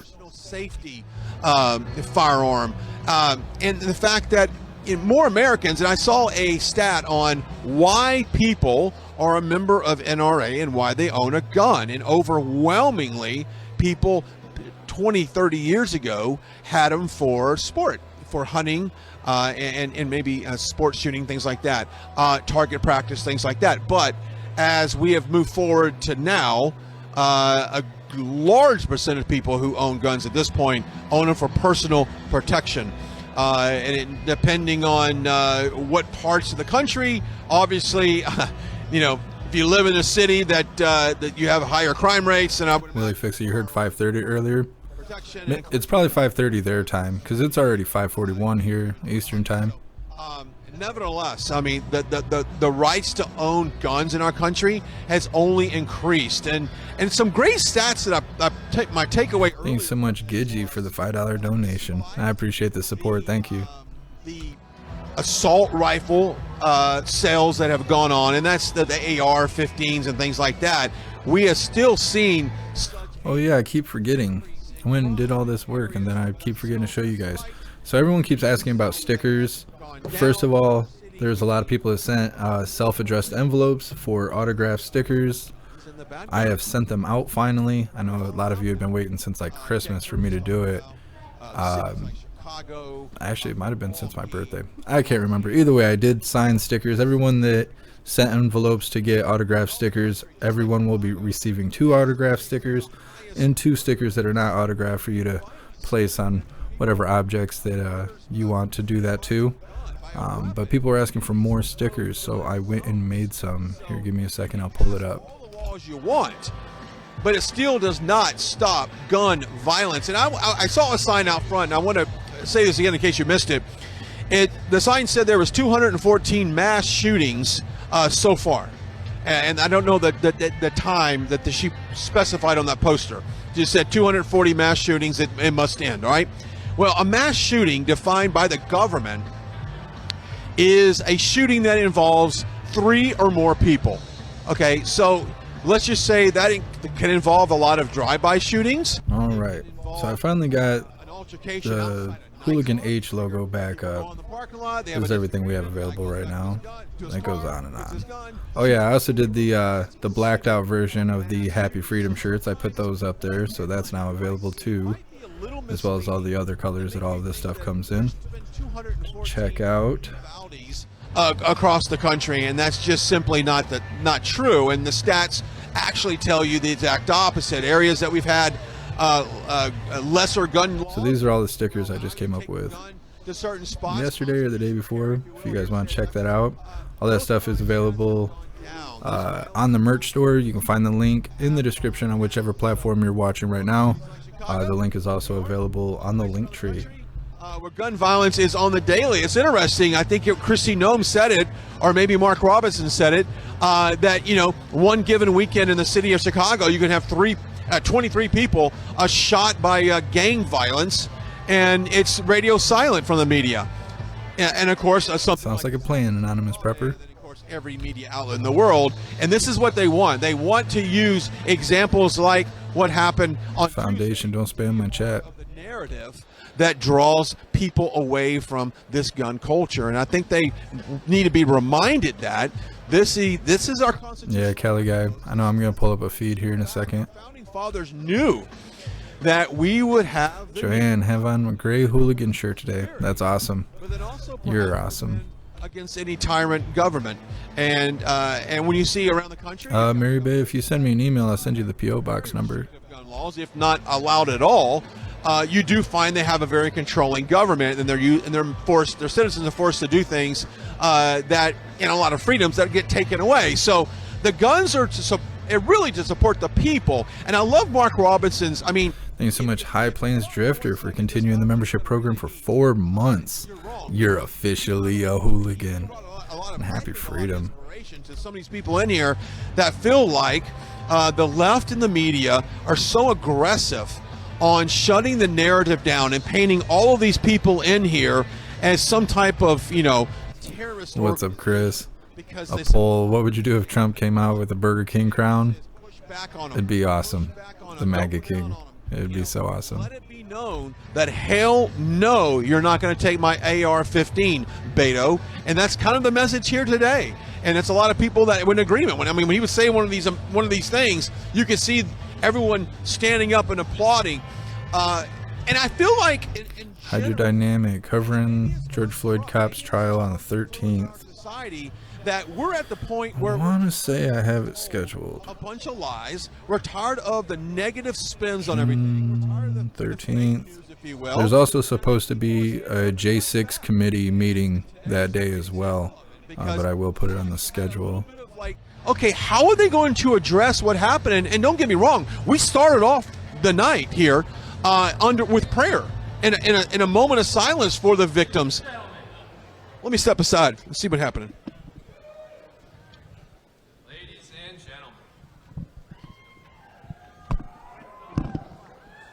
gentlemen. Thanks for letting me know, Hydrodynamic. I just put it on the schedule. Ladies and gentlemen, to introduce our next speaker, it is my pleasure to welcome back to the stage your NRA Executive Vice President, Wayne LaPierre. Guardian, I responded to the emails on your behalf. I don't know what's going on with that. Thank you so much, Jeffro, for continuing the membership program for 17 months. You're officially a hooligan. Many, many years ago, I was having an early breakfast meeting at one of his landmark hotels, and we'd never met before. He walked up to our table, he held out his hand, introduced himself, and he told me he was a big fan of the National Rifle Association. Over the years, we'd run into each other at different events across the country, and he always had sincere, kind words to share, along with a warm smile and a hearty handshake. Little did I know the powerful future role he would play in defending the Second Amendment, the United States of America, and our right to self-defense. It started right here at this event, where he spoke passionately. This guy looks a little bit like Stephen King. Dedication to preserving the Second Amendment and our rights. From there, he went toe-to-toe with the media elites on a daily basis, exposing their left-leaning bias and giving voice to our freedom. A little later on, there he was nominating over 230 judges to the courts, including 3 to the Supreme Court of the United States. Good, honorable men and women who respect the Bill of Rights and the Constitution. And who could forget when he came back to see us again just a few years ago and officially removed America's signature from the United Nations Gun Ban Treaty right here at our Leadership Forum. He promised us he'd protect our freedom. He kept that promise.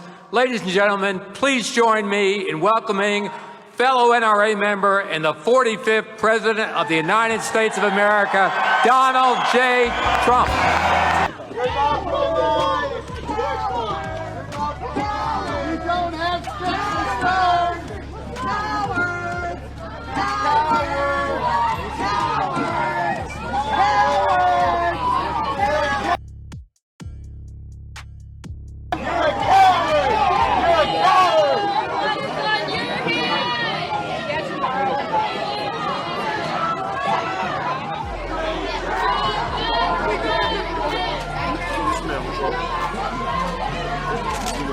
Thank you.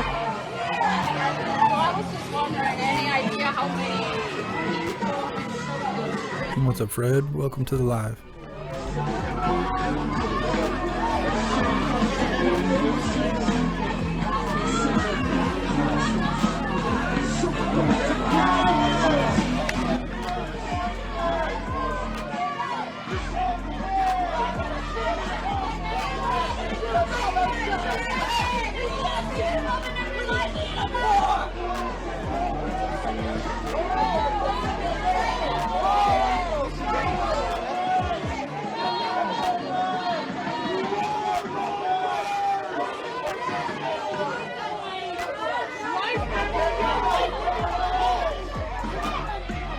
Yeah, absolutely. Blue cord.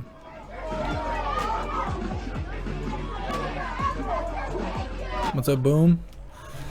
Yeah, these people have been out here since before everyone showed up to speak at the NRA thing. A bunch of people mad about guns. I don't know. They support gun bans. I don't know. It's leave it to the government to tell you that you don't need the tools to overthrow a tyrannical government. Leave it to the government to tell you what you should do with your tool to overthrow them if necessary. And these people believe it. They just eat it right up. They're out here crying, please take my rights away. Take my rights away from me and tell me what to do. Tell me how scared to be.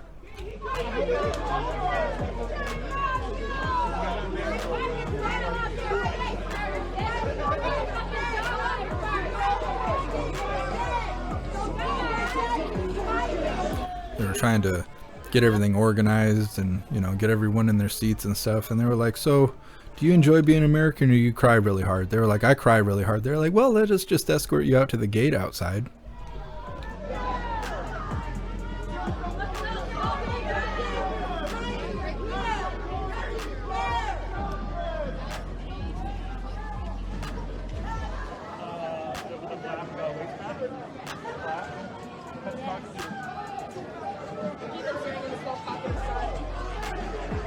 Yeah, businessman, I'm not surprised. YouTube's been coming after me the last few lives.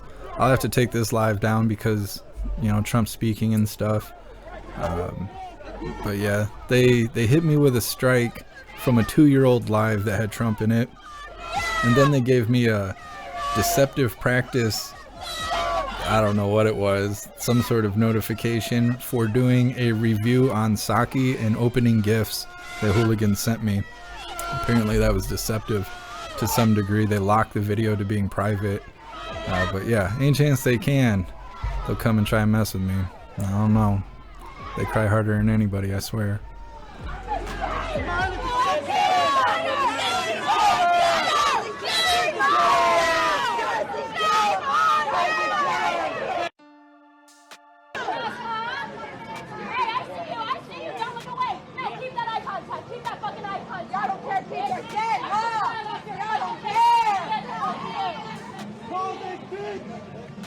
I swear the protesters keep getting younger and younger. I don't know if people are gaining common sense and they got to go to younger crowds or what that's about.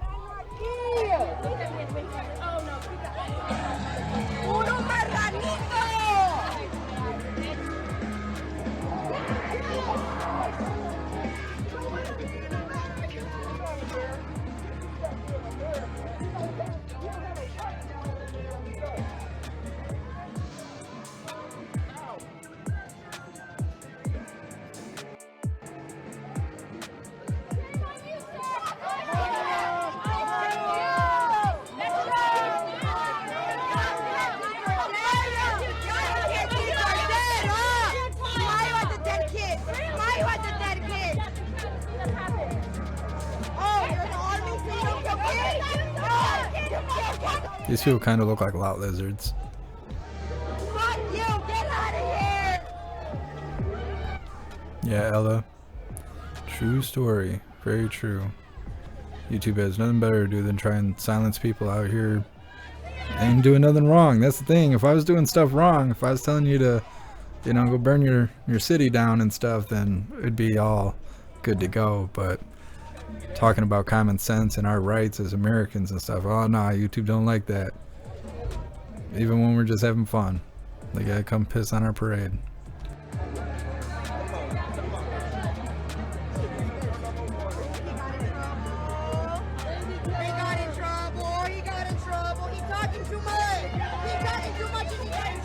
Yeah, businessman, absolutely. Hydrodynamic, I wish Elon Musk would buy YouTube and stuff. I'm interested to see how he runs Twitter though. It all sounds good in theory, but we'll wait till he's sitting in the seat and see how things go. But I wish somebody would straighten YouTube out. All their nonsense.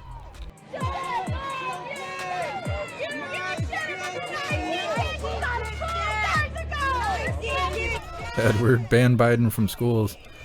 You would think he wouldn't be allowed to round children, but you know, we don't have a law issue here in America. We have an accountability issue, and I wish they would have talked about that a little bit more. We have plenty of laws. We need people to be held accountable for their actions, whether it's old man Walter sniffing kids, his crackhead son making deals and doing stuff he shouldn't be doing, or people causing tragedies like, you know, what happened in Texas. We have an accountability issue. We worry too much about people's feelings and what it'll look like when it comes to spotlight and stuff like that. People need to be held accountable whether anyone is looking or not. You know, a lot of this kind of stuff was brought up when Will Smith slapped Chris Rock. You know, anybody else would have did something like that, automatic assault charges. Even if the other person didn't press charges, the state would have picked up the charges and it would have said Will Smith versus the state of California or wherever they were.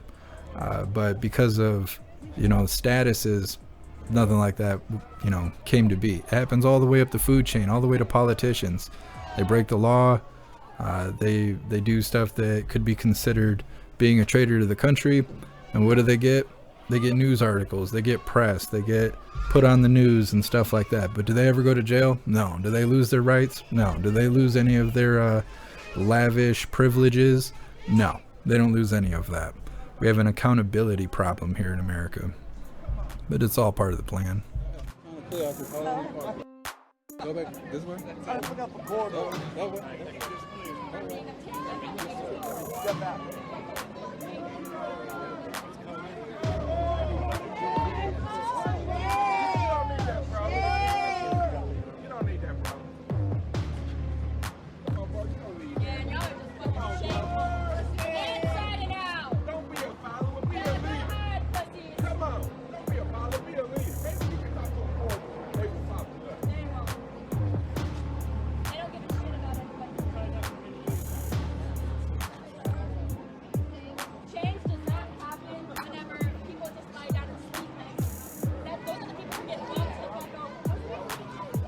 Yeah, enterprise, exactly. It's for the common good.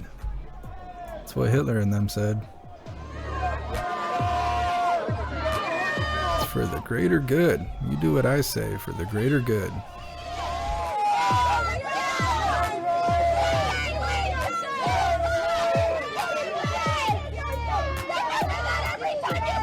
She has way too much on her sign to be shaking it so violently. You can't read what you're trying to cry about. What about Roe vs. Wade? We don't talk about that anymore? Okay. It'll be coming up. We actually have a few things on the schedule coming up. Tomorrow, Trump will be speaking in Casper, Wyoming, I believe it is. Let's see, where are we? This is in June. Oh, I guess it's a couple weeks out. The J6 committee stuff starts on the 9th. Apparently George Floyd cops trial stuff is on the 13th. We got Juneteenth is coming up. That'll be really active. That'll absolutely be active. Hands down. It's like protest day. And I don't mean that in like some sort of way for you guys to throw hate at me. I didn't make them protest on that day, but they went ham last year. So it is what it is. Don't blame me, blame the protesters. I don't know what to tell you. Thank you so much, Lisa, for the $25 donation. I appreciate you. Thank you so much, and thank you for using Cash App. Thank you so much, Lori, for the $25 donation. You're awesome. Thank you so much for the support, and thank you for using Cash App.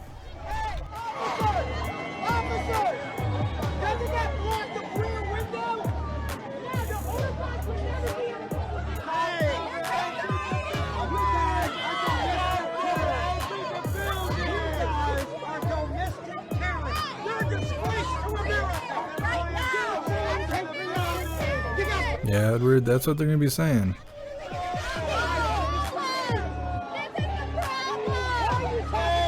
Thank you so much, Bipolar Bear, for continuing the membership program for 20 months. You're officially a hooligan. You might be the record holder with 20 months. I think you are.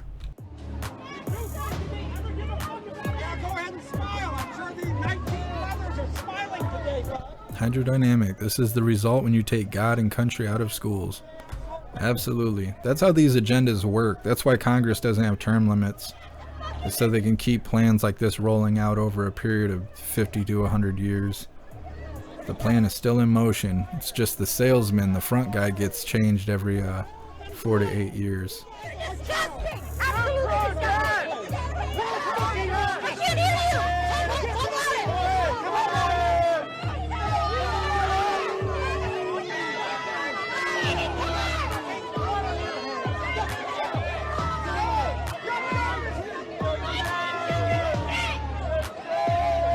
Thank you so much, Rick, for continuing the membership program for 7 months.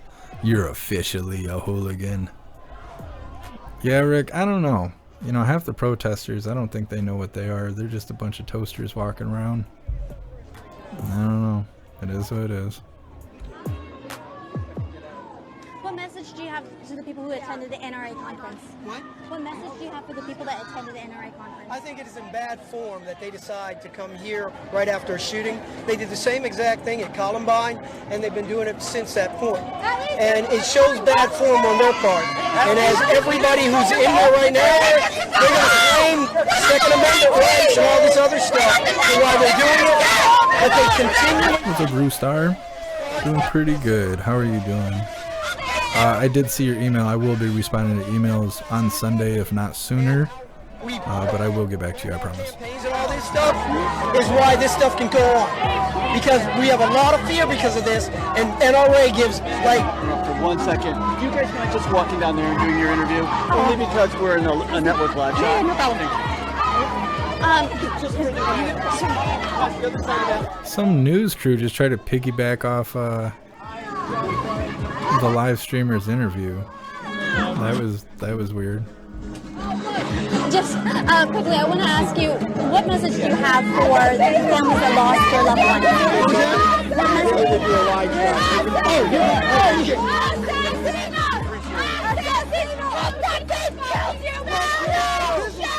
You can't even tell what they're talking about. These ear biters out here screaming.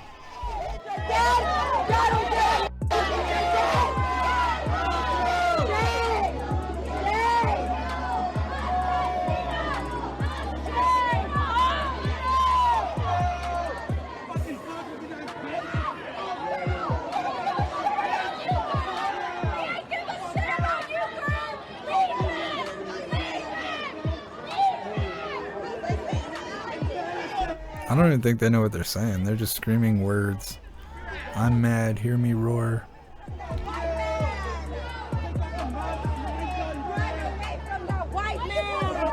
Hey, thanks for being here, TS.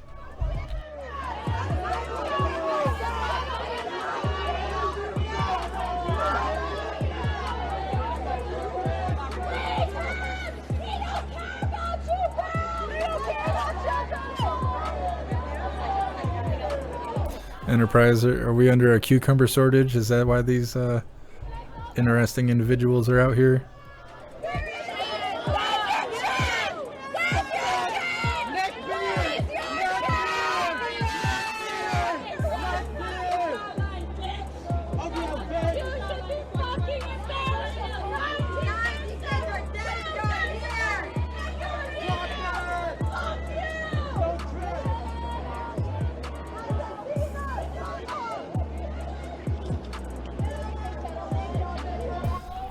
Hydrodynamic. It's not very common to see protesters in Texas, not of the Antifa sort.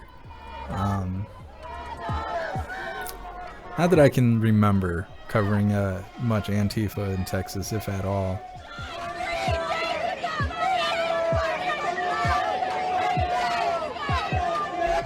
What's really funny is when you see the people walk by and smile at the angry protesters. That's all you can do at angry people, is just smile at them. Get that fire going.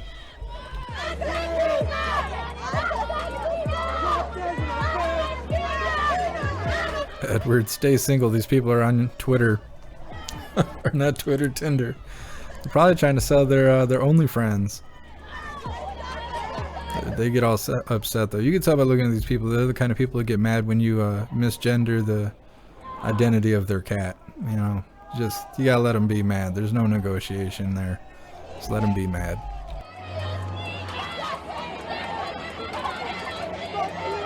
Yeah, businessman. I can't read that out loud, but you're absolutely right. These are the same people who are mad about Roe vs. Wade that are saying that they should ban guns.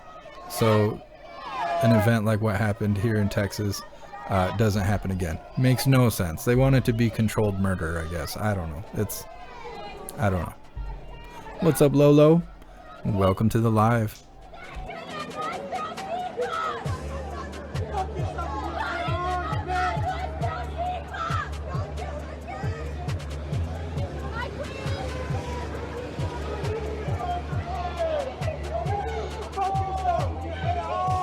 Yeah, Enterprise, exactly. People kill people. Guns are just tools. It's no different than owning a hammer.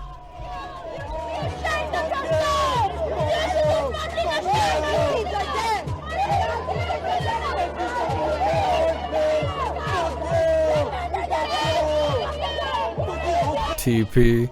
Don't offend my he, she kitty. My kitty goes by him, her, them, they, other. American Freedom Kitty.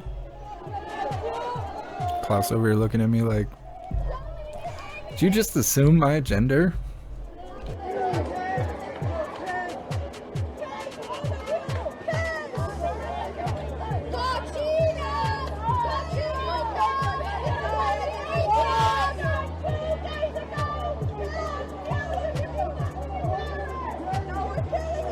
This person right here in the sunglasses, they don't even know where they are. They just, you know, they ate some booms. They had a couple Molly Ranchers on their way over. I think they ended up gated up with the animals. He's like, this don't look like the NRA rally I was intending to show up to. He's like, these people are a lot more aggressive than I thought they'd be. That's the most silent, calm protester I've ever seen in my life.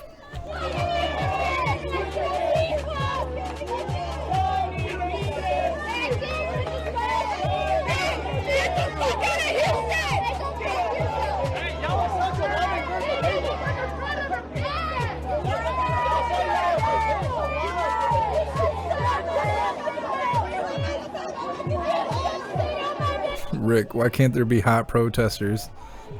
You can be hot or you can be angry, but you can't be both. You ain't never seen anybody pretty cry.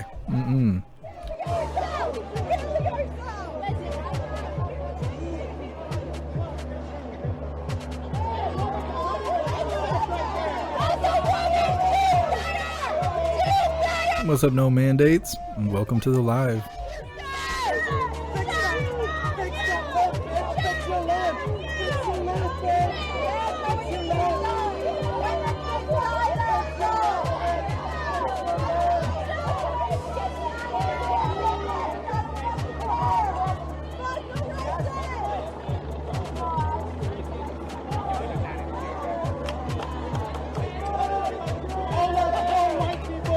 Andrew, gargoyles, something.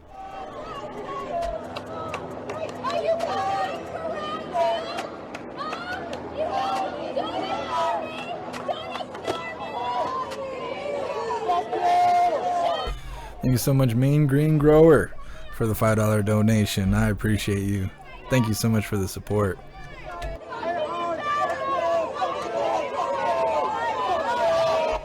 Chris. Klaus has cuddle parties and eats booms. He's a furry at heart. He is something. He's the party cat. Definitely.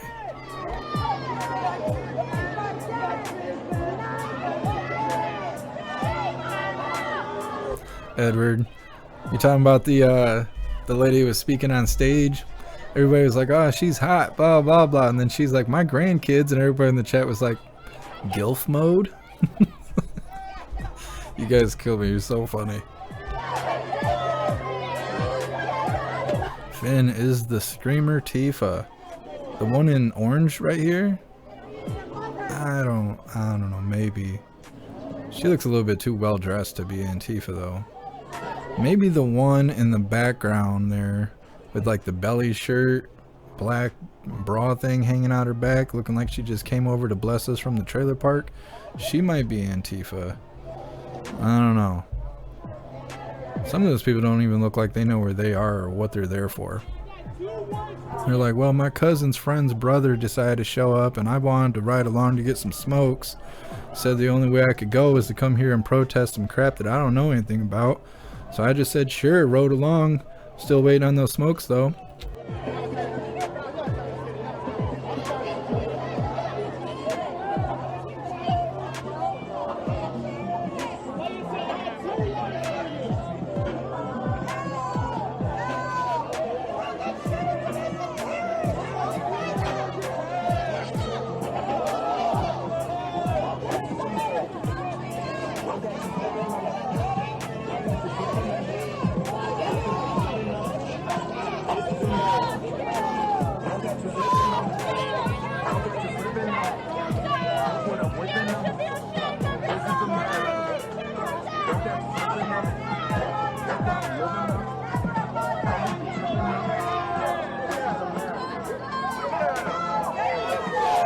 Yeah, I think so, Lioness. Native New Yorker, these people don't look normal because they are not. I agree. What's up, Steven? Thanks for being here.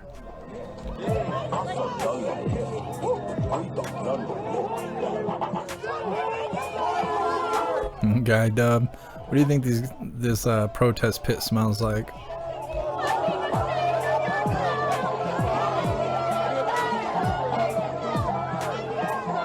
No mandates. People who know nothing about guns want to ban them.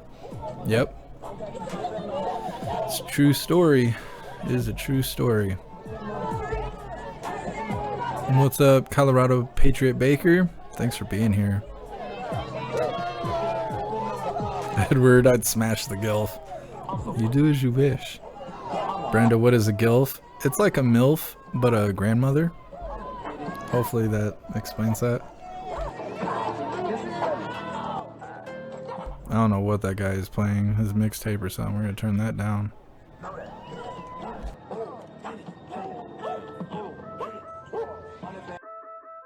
Oh, he's playing, I can't even think of his name. Hopefully I don't get a copyright strike. Well, I'll have to delete this from YouTube anyway, so I guess it don't matter.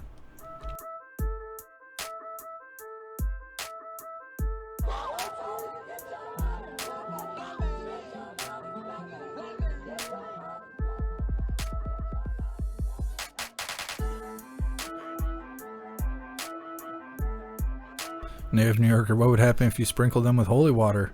They'd probably think you were trying to give them a bath, and then they would protest it. Hydrodynamic, it's as live as it's gonna get. Finn, maybe they'll all get free $50 gas cards.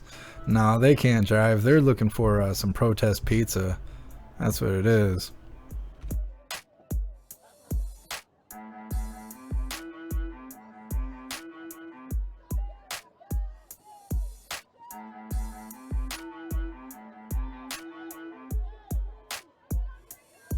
Yeah, I appreciate you being here, Julius.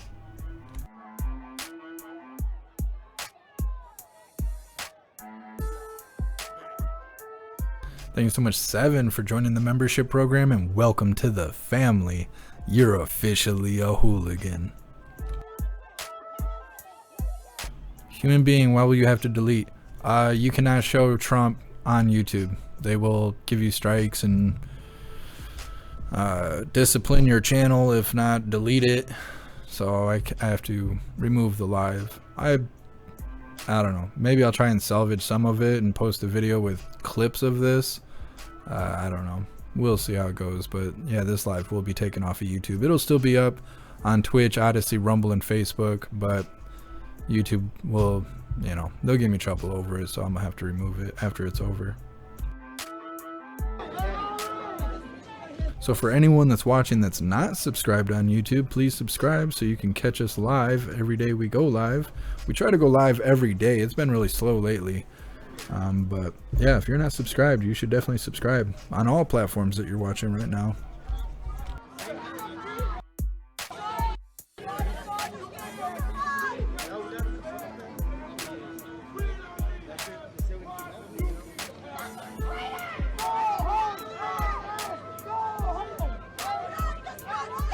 Proud Ankle, you think he's there for some of that protest goodness? I don't know. He might be making some sales. You would think people, well, I guess it depends on your mindset and what kind of life you've lived. I bet people with pizza and drugs could make a killing in those crowds. Show up, do a little wheeling and dealing, and then just get up out of there before the violence starts. Boom. Ballin'. Make more money than a food truck. Yeah, no mandates. These Karens think AR stands for assault rifle. They do. They believe whatever CNN tells them.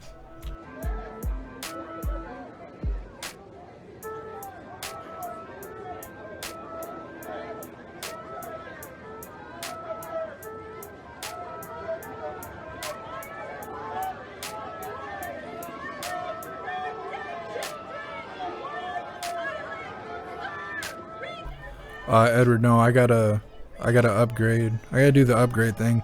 I did go through the list of links and stuff, and I did check out the website to greater detail. I have done all the contract work and stuff to become affiliated with Dr. Squatch. I'm waiting for them to respond to me.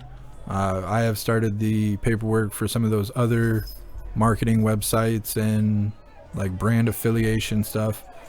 I will get that stuff taken care of, but I have not upgraded this software yet. I'm working on it.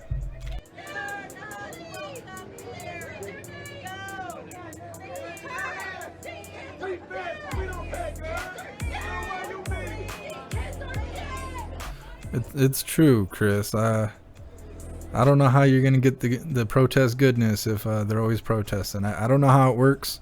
It's not where I would be looking for local wildlife, but I can only assume some of these calm dudes hanging out there in the protest pit, they're there for their own agenda.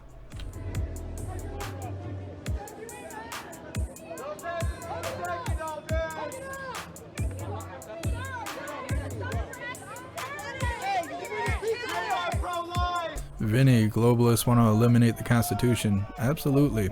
The easiest way for them to do that is to make really dumb people believe that their rights are bad for them. So they'll go out here like this and they'll protest their own rights. They'll say, please take my rights away from me. I have too much freedom. I can't even control myself. Take my rights away. You know, it is what it is. Speak to the dumb people. They will get things done. I will, Edward.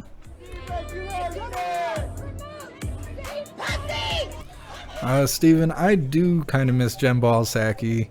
I haven't had the opportunity to cover the new press secretary, Karine. She is so boring and monotone, and she knows even less than Jen Balsacki. She about broke the button the other day when we were covering her. Just, I don't know. I miss Jen Balsacki in that kind of way, not in any other kind of way.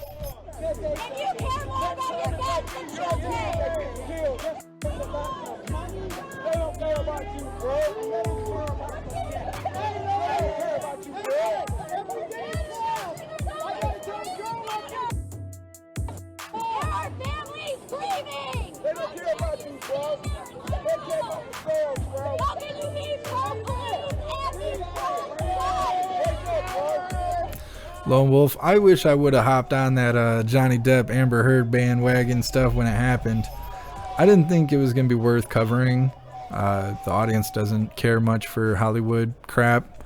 I don't really care that much about it. But then when I found out it was a hilarious shit show that spanned for like 3 weeks, really wish I would have been covering it. I didn't know it was going to be as hilarious as it turned out to be.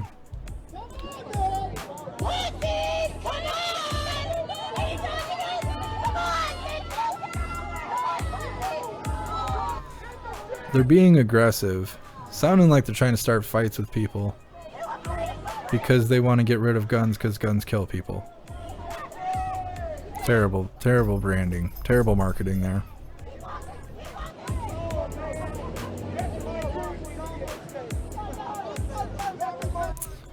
Proud ankle, 13-year-old is on our school shooting team. That's awesome.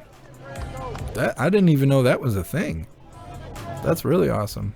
I think all schools should have a shooting team. They used to teach gun safety in schools and they need to bring that back. I don't know. They want people to not have guns and be scared of guns, so then those stupid people will get rid of guns. Or they'll be like these people. They'll be willing to get rid of guns. They need to teach gun safety at schools. They need to teach what like the Second Amendment actually is. They should teach the whole Constitution in school, as well as how to do your taxes and everything else that you need to know as an adult.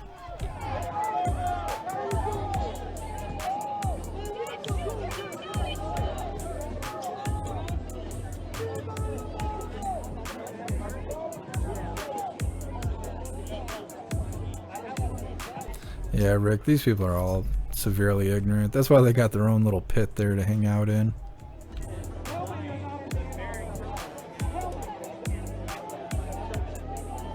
Yeah, Citizen Soldier. I mean, when we were doing those 10-hour days covering the convoy and stuff, there's a little slippage going on. But I try not to swear and stuff during my lives. It's unprofessional. Sometimes I can't help it, but I do my best.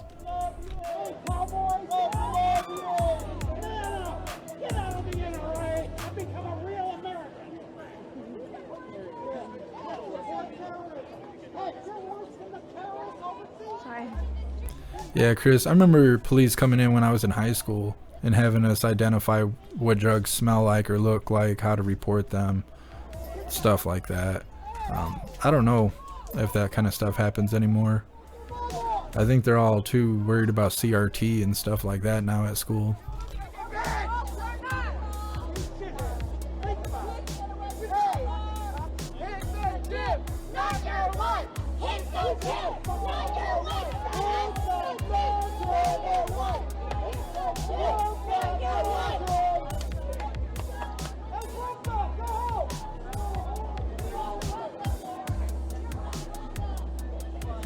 Proud ankle. It's an actual sport in Ohio schools. Not all have it. This is our school's first year and had 30 kids participate. That's so awesome. I wish they would do that up here. I've actually been thinking or considering of starting something in the summertime, because around here there isn't anything to do. So in the summertime when the kids aren't at school, that's when, you know, kids get in trouble and things like that happen. I've actually thought about trying to start some sort of local summer program, giving kids things to do, maybe cookouts, maybe potlucks, maybe, I don't know, something good and positive for the community. I've been considering it. With Spotlight comes a lot of hate, and I don't know how much more hate I could handle, but I have been considering that because there's nothing else really helping society as far as like learning your rights, going out there and enjoying life and stuff. Everything is hate, like we're seeing right here. Everywhere I go, all I hear is and see is stuff like this. Not so much protests in person. If I saw protests in person, I would cover it live, but me and WMM made a trip to Manistee the other day, and we were at an A&W. There's an A&W there, and we ain't seen one in a long time, so we stopped there to eat.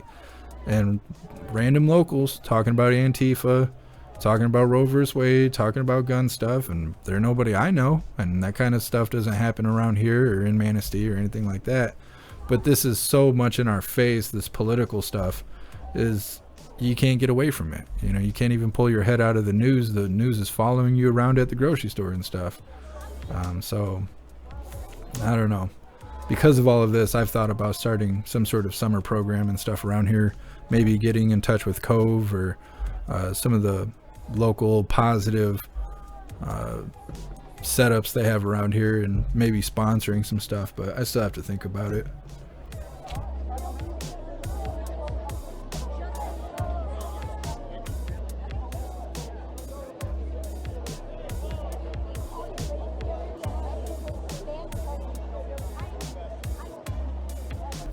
Angie, I'm in Michigan. I'm on the west side of Michigan, right along the water.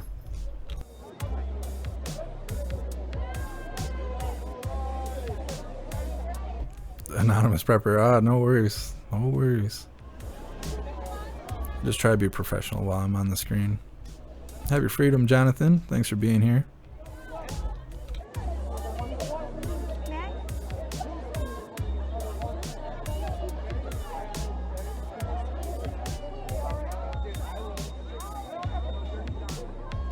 That's awesome, Anthony. Yep.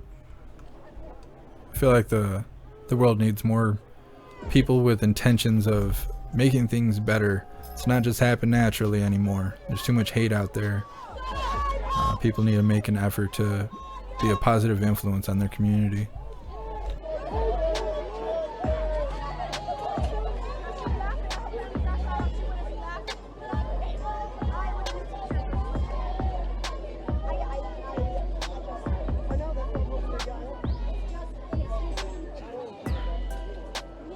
Baby steps. Every time you buy a Pew Pew, there's an extensive background check unless you buy it illegally.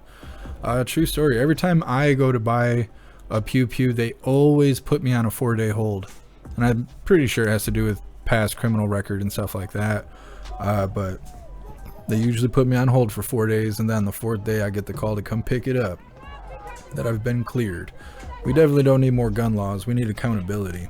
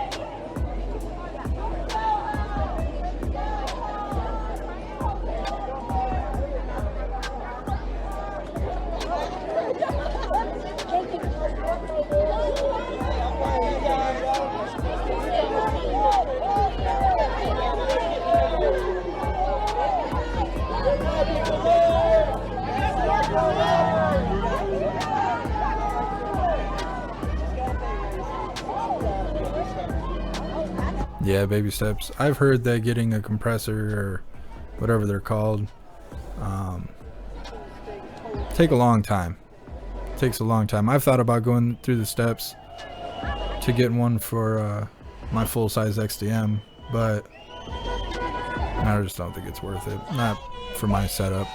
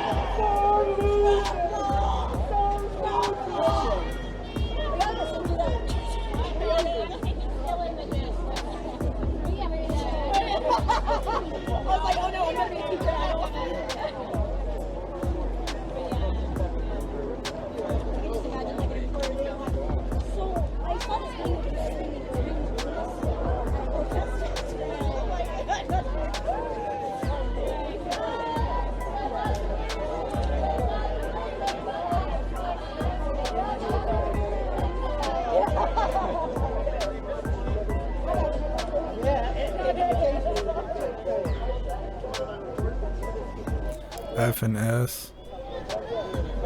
Can you tell me what the arc of redemption is? I saw an Antifa troll talking about it a while ago. It's... I don't know how to explain it. Let me look it up.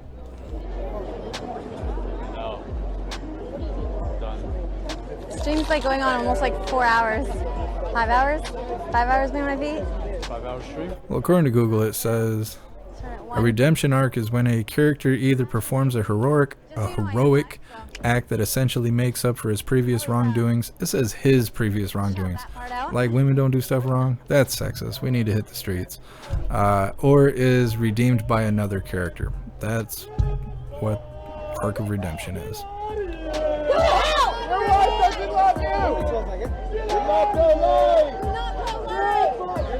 Enterprise, if we just comply, we'll make this country great again.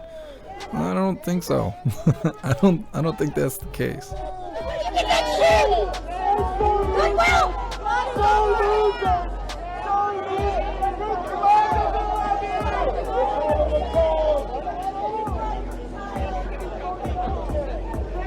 Assistant Soldier, I'm an XDM guy too. Love my 4.5 9. That's what I got. I got the full size 9mm as well. What color is yours? Mine's got the silver top, and then it's all blacked out from the slide.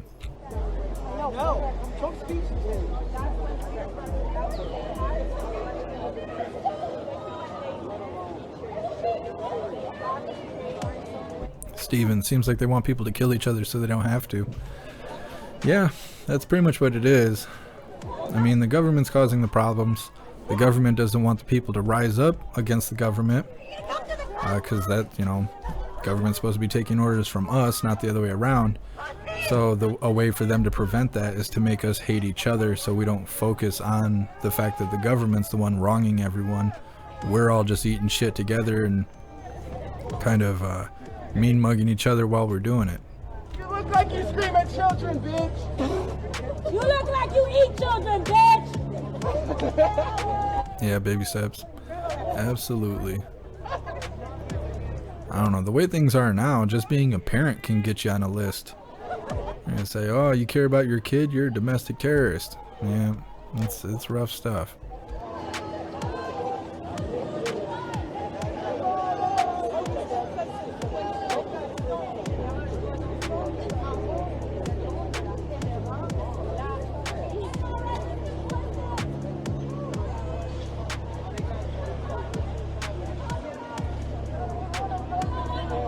Yeah, Edward, we're not the only ones rolling around with XDMs.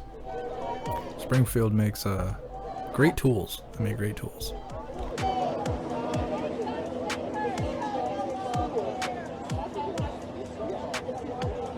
What's up, Lefty Lucy? Yeah, I wish I would have known that the whole Johnny Depp trial thing was going to be as hilarious as it is. I would have covered it. And then the whole convoy thing, you know, people stopped showing up to watch it. And so I just felt like, you know, why put it on if no one's going to watch it? I keep an eye on things. If, you know, they get active, then I'll put them on, but I'm not going to put them on just to drive around and stuff. I think people are burned out on that. Tomorrow there's supposed to be some sort of rally or protest that the convoy is going to be going to. I plan on covering, as well as the Trump rally.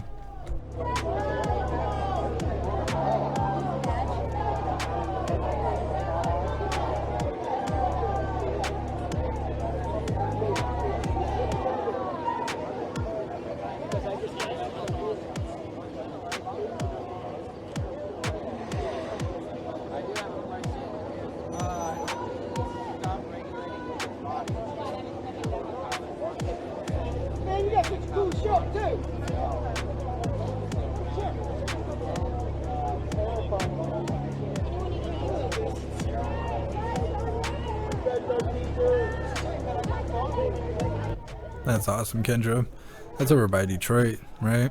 I'm on the other side of the state.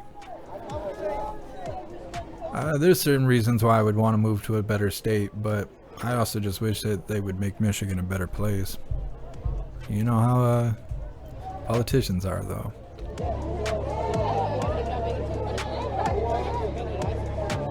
Thank you so much, Guardian, for the $5 donation. I appreciate you. Thank you so much for the support. Let's see. Have you seen Tim Kennedy? No one is coming. Wait a minute. No help is coming on YouTube. I highly recommend it to anyone and everyone. I'll have to check it out.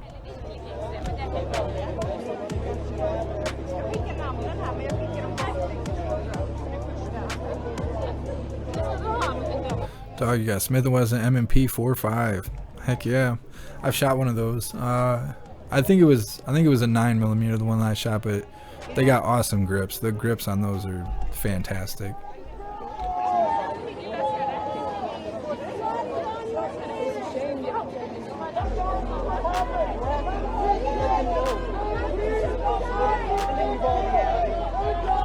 Citizen Soldiers is all blacked out. Heck yeah, I know. I agree. I think that those XDMs and the XDs, they're awesome. I'm actually thinking about getting a Hellcat, just to be a little bit easier to conceal carry now that it's summertime. I heard that the grips aren't that great though, so I'm gonna have to go hold one here in a couple days. They got one in Ludington I might pick up. I've also been thinking about getting a what is it? It's a Ruger. Was it 9 Max or a Pro Max or something? It's one of the competitors to the XDM Hellcat, or the Springfield Hellcat rather. Gonna have to see which one I want.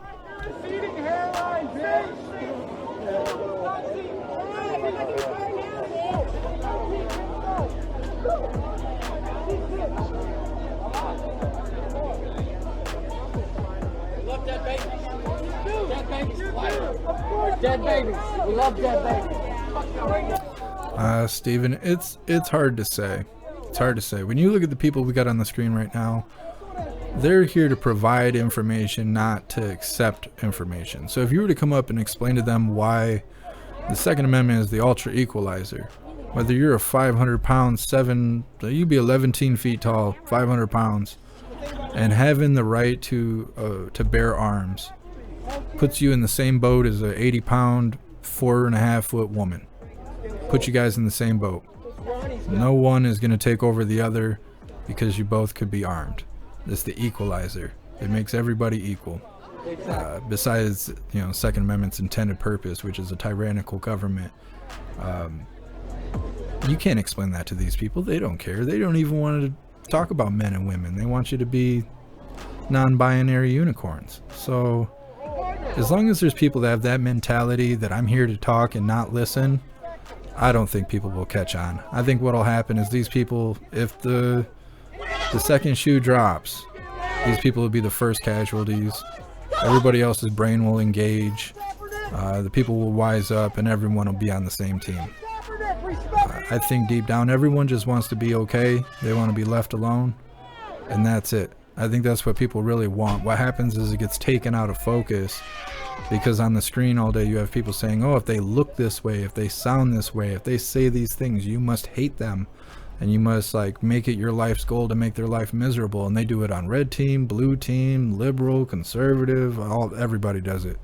They're like, oh, you're on this team, you need to hate this team. And as long as that's going on, people aren't going to be united until you ain't got nothing left. Until you're united with your nothingness and your misery. Hopefully people catch on before that, but I don't see it happening today.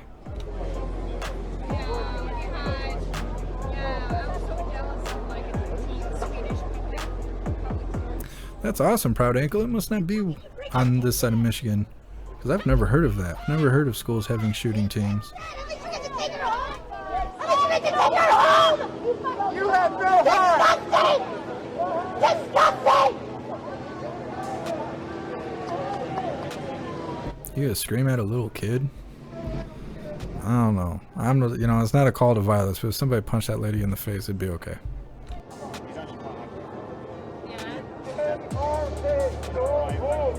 You're a traitor! Businessman, yeah, I do have some new beats that'll be coming out. I may be switching my studio computer, so that's why I haven't been releasing stuff yet. I may be resetting up my studio. I'm an NRA member. Okay, great. I'm a proud NRA member. I'm a proud NRA member. I'm pretty sure we've seen this guy a couple times at Trump rallies. These lobbyists don't care about you. Can't think of his name right now. Let him talk to you. Go ahead. Nobody, not a single member from the NRA harmed a single child. Correct. Not a single member from the NRA harmed a single child. Right? You're right. I said you're right. Now, let me say this. I am very concerned about violence like anybody else is. Correct. Thanks for that insight, Proud Ankle. I'll be looking for the Hellcat Pro. See if they have it so I can give it a grip and see if it feels like home. We don't want a weapon. We don't want a weapon. That's my right. We don't want a weapon. That's not Yale. Let's have a conversation. My name is Just Vernon. Thank you so much, Native New Yorker, for the $5 donation. I appreciate you and God bless you. In Montgomery County, I have a 6-year-old grandson. I have a 28-year-old son. I have a 15-year-old daughter, and I have a 13-year-old daughter. I am former law enforcement. I am trained with these weapons. But let me tell you something. The moment I have to stop and think that when I was in the police academy for a person that's 20 years old, by the time they are sworn in, they have to have been able to make their 21st birthday. In order for my kid, that's 28 now, he had to be 21 to buy alcohol. But guess what? And 18 to vote. And guess what? All right. We're what's talking. your Wait a minute. point? My point right now is that kid that was 18 years old that went in there and killed all of those babies. Why is it that the NRA? Don't yell at me. I'm not your enemy. Why is it that the NRA is steady funding money to state representatives instead of going back? I'm not anti-gun. I'm not finished. I'm not finished yet. Well, you can't have a commentary all afternoon now. I want to talk to other people too. So get to it then. Let him talk. Let's have a conversation. What we're not going to do, we're going to fix the gun laws. I'm not anti-gun. I'm anti-people that don't need to have those guns. Those are 18-year-olds who don't mentally have enough sense in order for them to know that when you pull a gun, that you're supposed to use it. And if you're now not, I got your point. Now let me just Go ahead. respond. Go ahead. Let's be clear about something. There is zero tolerance of violence. There are those over 18 who have not responsibly utilized guns. Correct. Agree. In Chicago, from Chicago to Atlanta to New York to Baltimore, young black babies, boys and girls are being shot down every weekend. Correct. Now, what I like to see is the same kind of damn demonstration going on there that's going on here. Is that fair? Is that fair? No, wait a minute. Let's wait. Is that fair? Because a life is a life. Is that not fair? Okay. So now let me go to somebody else. Let me go to this young lady right here. Yes, ma'am. Yes, ma'am. You do. I should not have an 18-year-old able to get access to an assault weapon. That's all. We have teachers like me that are afraid. Can we agree on that? Can we agree on that? I want you to know. Let me say this. I think, you know what? Can we agree on the 18-year-old? I think a lot of things 18-year-olds shouldn't have. Thank you. Thank you. I don't think 6 and 7-year-olds should be pushed towards gender identity. A lot of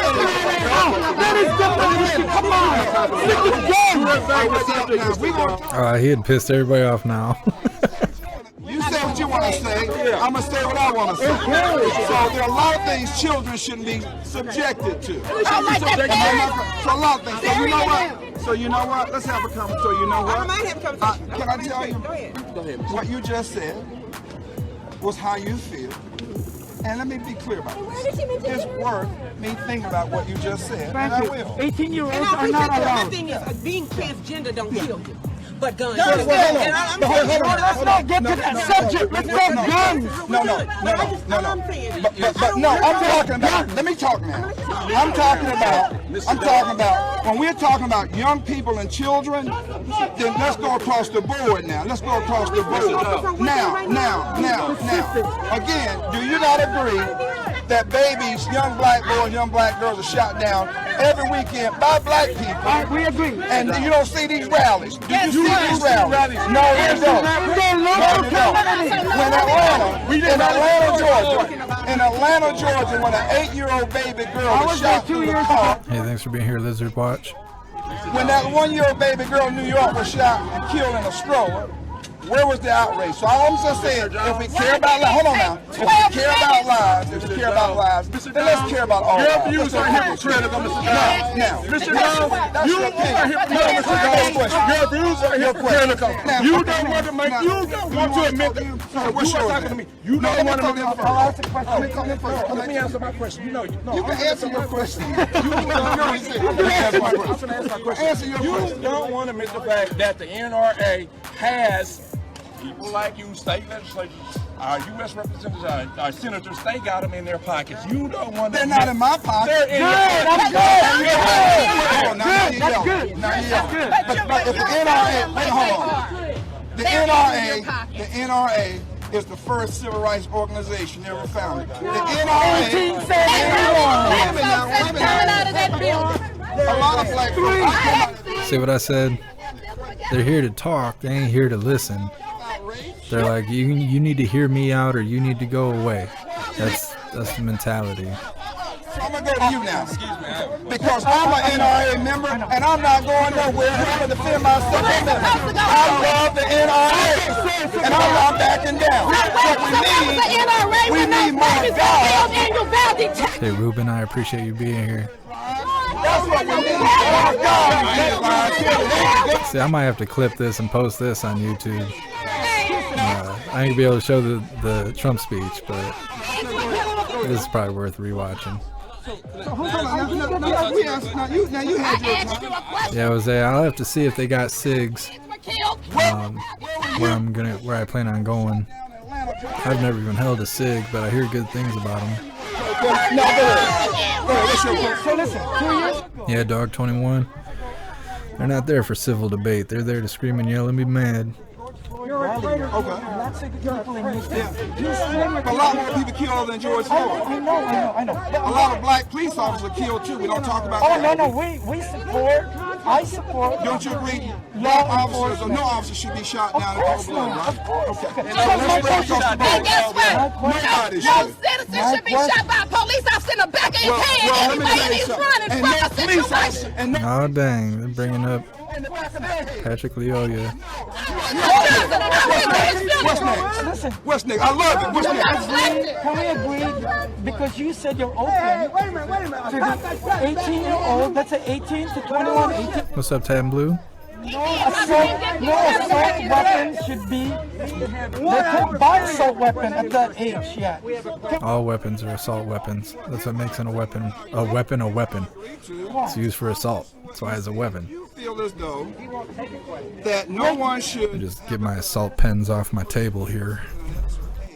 I think that's something reasonable to consider. Thank you. But I said that from the very beginning. I know. Because I'm not. Do you guys talk about that over there? But I have a right to feel the way I feel too. Sir, does your group? Mr. Jones, I have a question. So let's have a conversation. You're not. Hold on.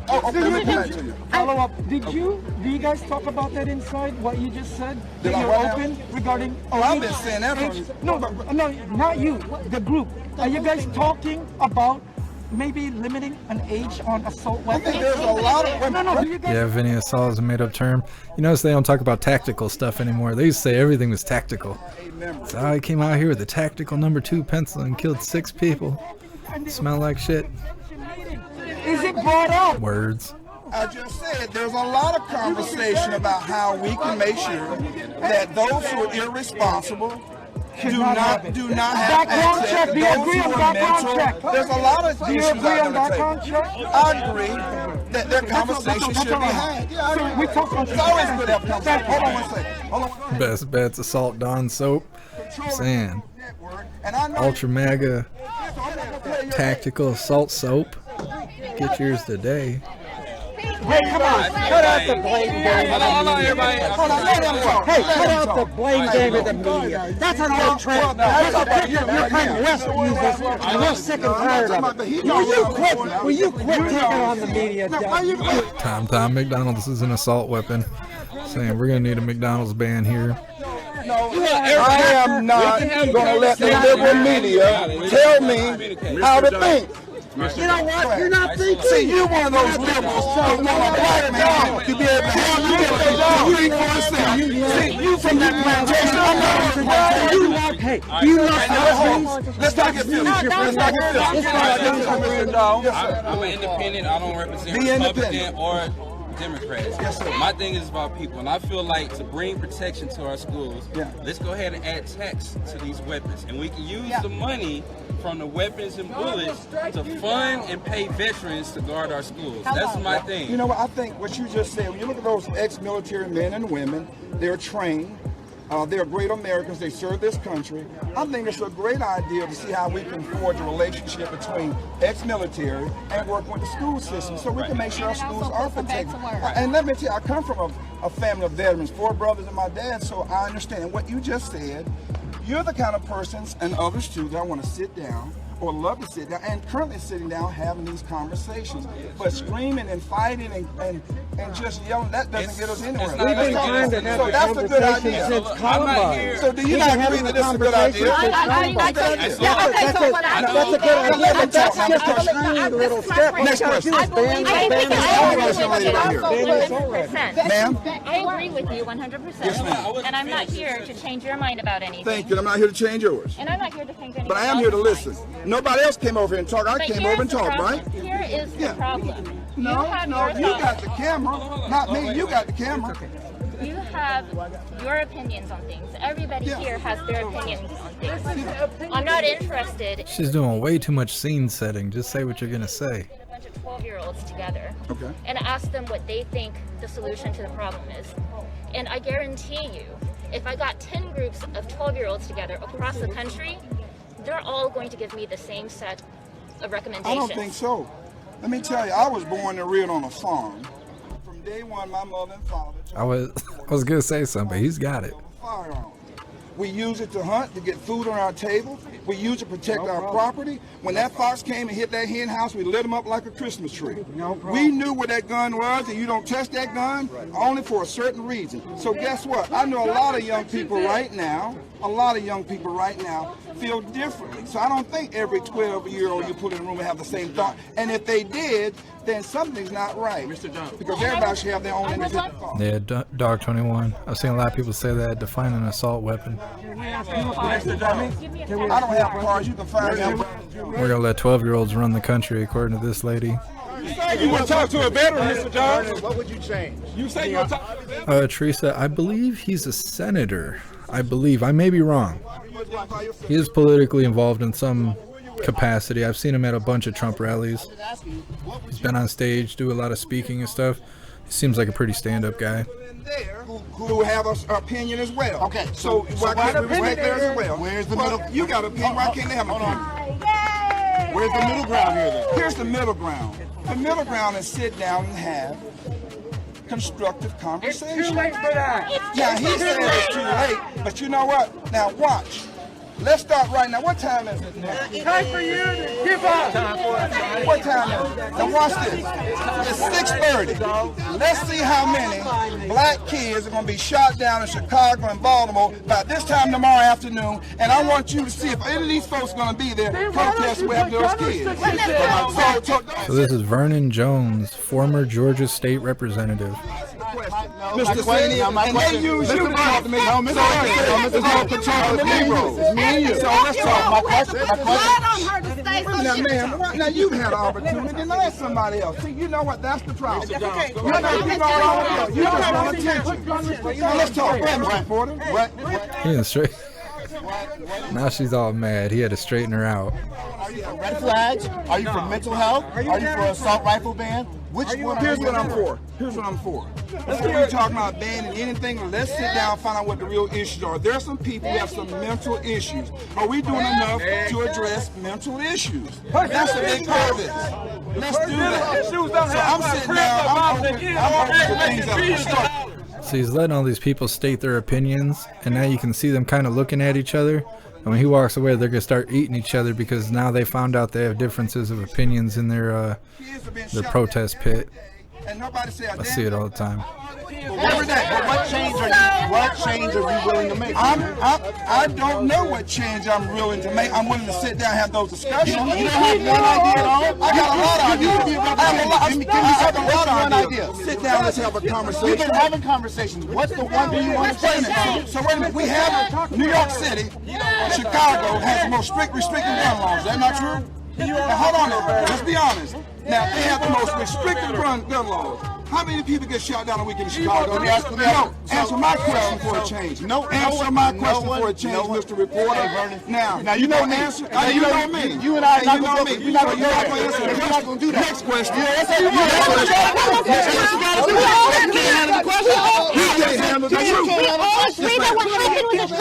What message do you have for the families that lost their children? You hit the nail on the head. To those family members who suffered this tragic loss, my heart goes out to you. That has to be something that no parent should have to experience. So my heart goes out to my parents, and I want all violence to stop. All violence. Why do we wait for an incident here, an incident there that makes the news every single night?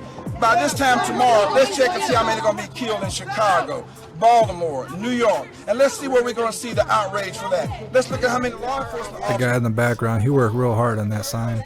He wants everyone to see it, especially the frowny face. To the 12-year-old who had to put blood on her to stay alive because the gunman, so he wouldn't kill her. Explain that to the 12-year-old baby that put blood on her and laid on that floor and took that phone and called 911. She's just mad and yelling. Mother who lost her 8-year-old baby girl shot down in Atlanta through the car. You won't come nowhere near it. She's just mad.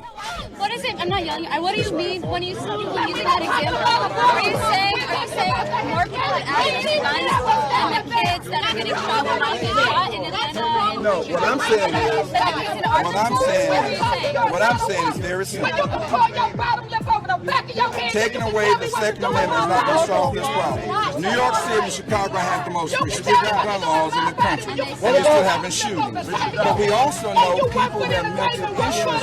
That's awesome, Dog 21. Yep, education is everything. Keeping people educated, especially kids and stuff. Let them know, gun safety and stuff. That's the best thing you can do. Education goes a long way. Look at these people. Nobody poured any kind of education or any kind of value into these people, and they grew up to be the way they are. They're just repeating stuff they heard. They don't read. They don't learn things. They're just screaming and mad. Somebody comes out and they still do it the second time. So you can't always control people's behavior, but what we can do is, how can we help with these schools, make these schools more safe? Well, why do you think someone needs something like? I'm not saying that people shouldn't have access to certain kinds of guns, maybe, but why do you think an 18-year-old needs everyone? I am pro NRA. Let me be clear. I am pro NRA. I am a United States veteran. People, this man will not talk to me. He's afraid to talk to me because this man. We're not the point of the second. You are afraid of the truth. You are afraid of the truth. Oh dang. The hornet's nest is riled up. Ozark. My neighbor talks like that, screams on the phone sitting outside. Yeah, but it's different when you go to a political event just to literally stand there and scream for a couple hours. Ask a question then. What's up, Jeff with a G? And welcome to the live. And I thought of that this country. Why is it members like you that support these lobbyists that do this? I support. You are supporting a lobbyist. You are supporting the NRA. See, now you won't let me. They don't care. I'm not going to talk to them. You are afraid of the truth. These guys have tried to talk like 2 or 3 times, but they just want to yell over Vernon. It's not regulated in Chicago. It is not. It's not regulated in New York City. It's not. The most restricted gun laws in the world. Yes, sir. Now, you had a chance. I'll take your question. I'll take your question. Chicago is wrong But too. do they have restricted gun laws? They do, don't they? I never actually got to ask my question. Okay. So, yes, I'm going to go back to you. You're brain dead. So look, I know we all want to ban weapons and everything. What's up, Stacy? Welcome to the live. So what we have to do, instead of fighting to ban them, it's already going to be here. We need to put a tax on these weapons and these bullets to protect our schools.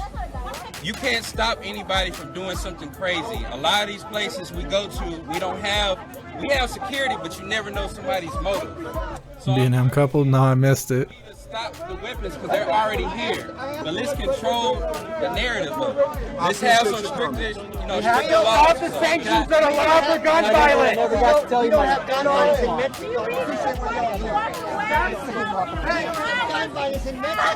I don't know. I think he's a pretty cool dude. He didn't have to go talk to these animals. What the hell is that? We'll address that in a second. He didn't have to come talk to these people, and he did, even though they were screaming and being ignorant and couldn't control themselves. I felt like he handled it appropriately, in my opinion. Entertained them, gave them time to speak and cry and stuff. I thought he handled it pretty well. He seems like a pretty good guy. I haven't heard anything bad about him. I ain't seen him do anything weird. Seems like an alright guy.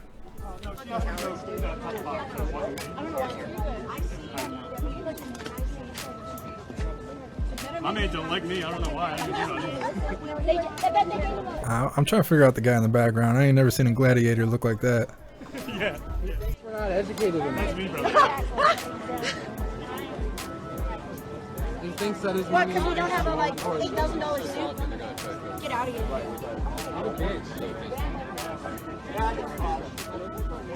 That lady over there was me. She's so good for her. She's a queen. These protesters got the cat all riled up. He's out here rioting in the house. What's up, Dark Star? Thanks for being here. Phillies fans are bitches.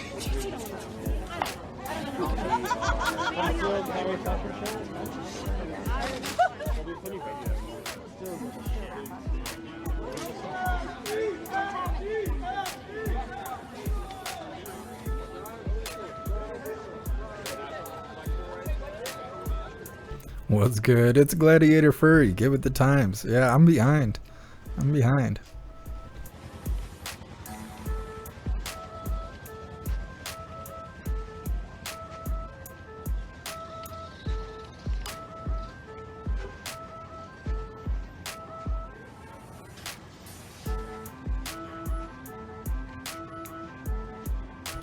Well, I'm sure this will be wrapping up here shortly. think what I will do after this is over, just so everyone's aware who's a part of this live right now, I'll be taking down this live off of YouTube, and I'll probably cut some clips out of it and re-upload it.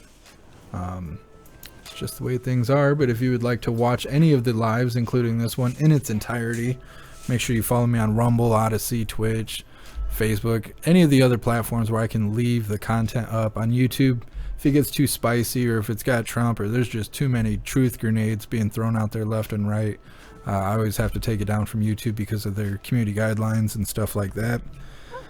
It is what it is. While it's slowing down right now, why don't you please take a second to subscribe or follow on whichever platform you are currently watching right now. I try to go live every single day. We always cover hot events. It's been kind of slow lately, so it's been kind of spotty as far as coverage the last week or so, but I try my best to go live every single day, so it's worth subscribing or following. Very long week, a very long day. Harris Shapansky reporting to you guys from Houston, Texas now, where we had a huge protest for the against the NRA. So we've just wrapped up with Vernon Jones came out and addressed the protesters. I thought it was very insightful, but I would criticize that he didn't really provide tangible answers. It was more so let's sit down and have a conversation, which I completely agree. That's going to be a starting point. But when he had left, the crowd said that we're done talking, we need solutions, and that's true. There are shootings that happen every single day. Yes, we have to have those conversations, but when are we gonna have solutions? So, guys, thanks for those who had sent me super chats. I greatly appreciate it. You guys know that. Mark. I think people forget. I see a lot of people walk around with their compliance cloth around their chin. It's like you're either scared or you're not. Like, I don't know. People don't know. They don't know what they're doing. Over the Clay Park event, and then down to Orlando for the Sean Folk worship concert, worship protest, then up to DC for the anti-abortion worship protest as well, and then up to Buffalo, and then from Buffalo to when I landed in San Antonio, and then really Hey, thanks for being here, Seven. Completely changed my life. I'll go into Thanks for being here, Finn. this week, and Appreciate you, Rasta. being here has changed a lot of my perspectives on life. Native New Yorker, I gotta just keep fighting that fight, you know. I actually have another bottle of sake we're gonna be doing a taste test of on an upcoming live. This sake, I believe, is from Korea, so we'll be checking that out on the next beverage review. Thank you guys for the support. I am thinking I'm going most likely going to be back on the ground. Back on the ground at. I haven't drinking water in a long time, so. But yeah, so that or possibly heading home. I'm not exactly sure. I guess you guys will know as soon as I do in the morning. But again, thank you to those who sent over super chats. Much appreciated. And live for you guys from Houston, Texas, in front of the NRA convention.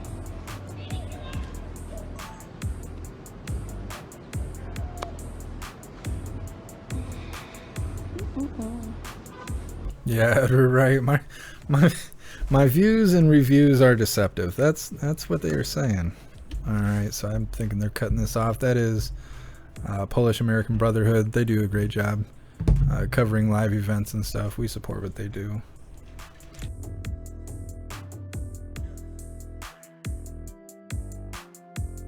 All right, hooligans, that wraps it up. We did the pledge earlier when Trump was done speaking, so we've already got that taken care of. We're going to wrap this up. I don't know if there's going to be crying in the streets later. There very well could be. I'll do my best to cover it. Otherwise, I will see you guys tomorrow. Tomorrow is supposed to be a busy day. There's supposed to be rallies and protests going on. And then Trump will be speaking in Casper, Wyoming. So we'll be covering that. I think tomorrow we'll be live most of the day and stuff. So make sure you're subscribed or following on whichever platform. We will be live on all of these platforms tomorrow for all the events. And like I said, try to go live every single day and make sure we cover everything it's important to cover. and funny stuff as well. Either way, thank you guys for being here. I appreciate all of you. Big shout out to everyone that made donations, joined the membership program, or purchased any merch. I appreciate all of you, and I would not be able to do this without your support. So thank you so much for everything. I will see you on the next live. Until then, stand tall, shine bright, and that's a wrap.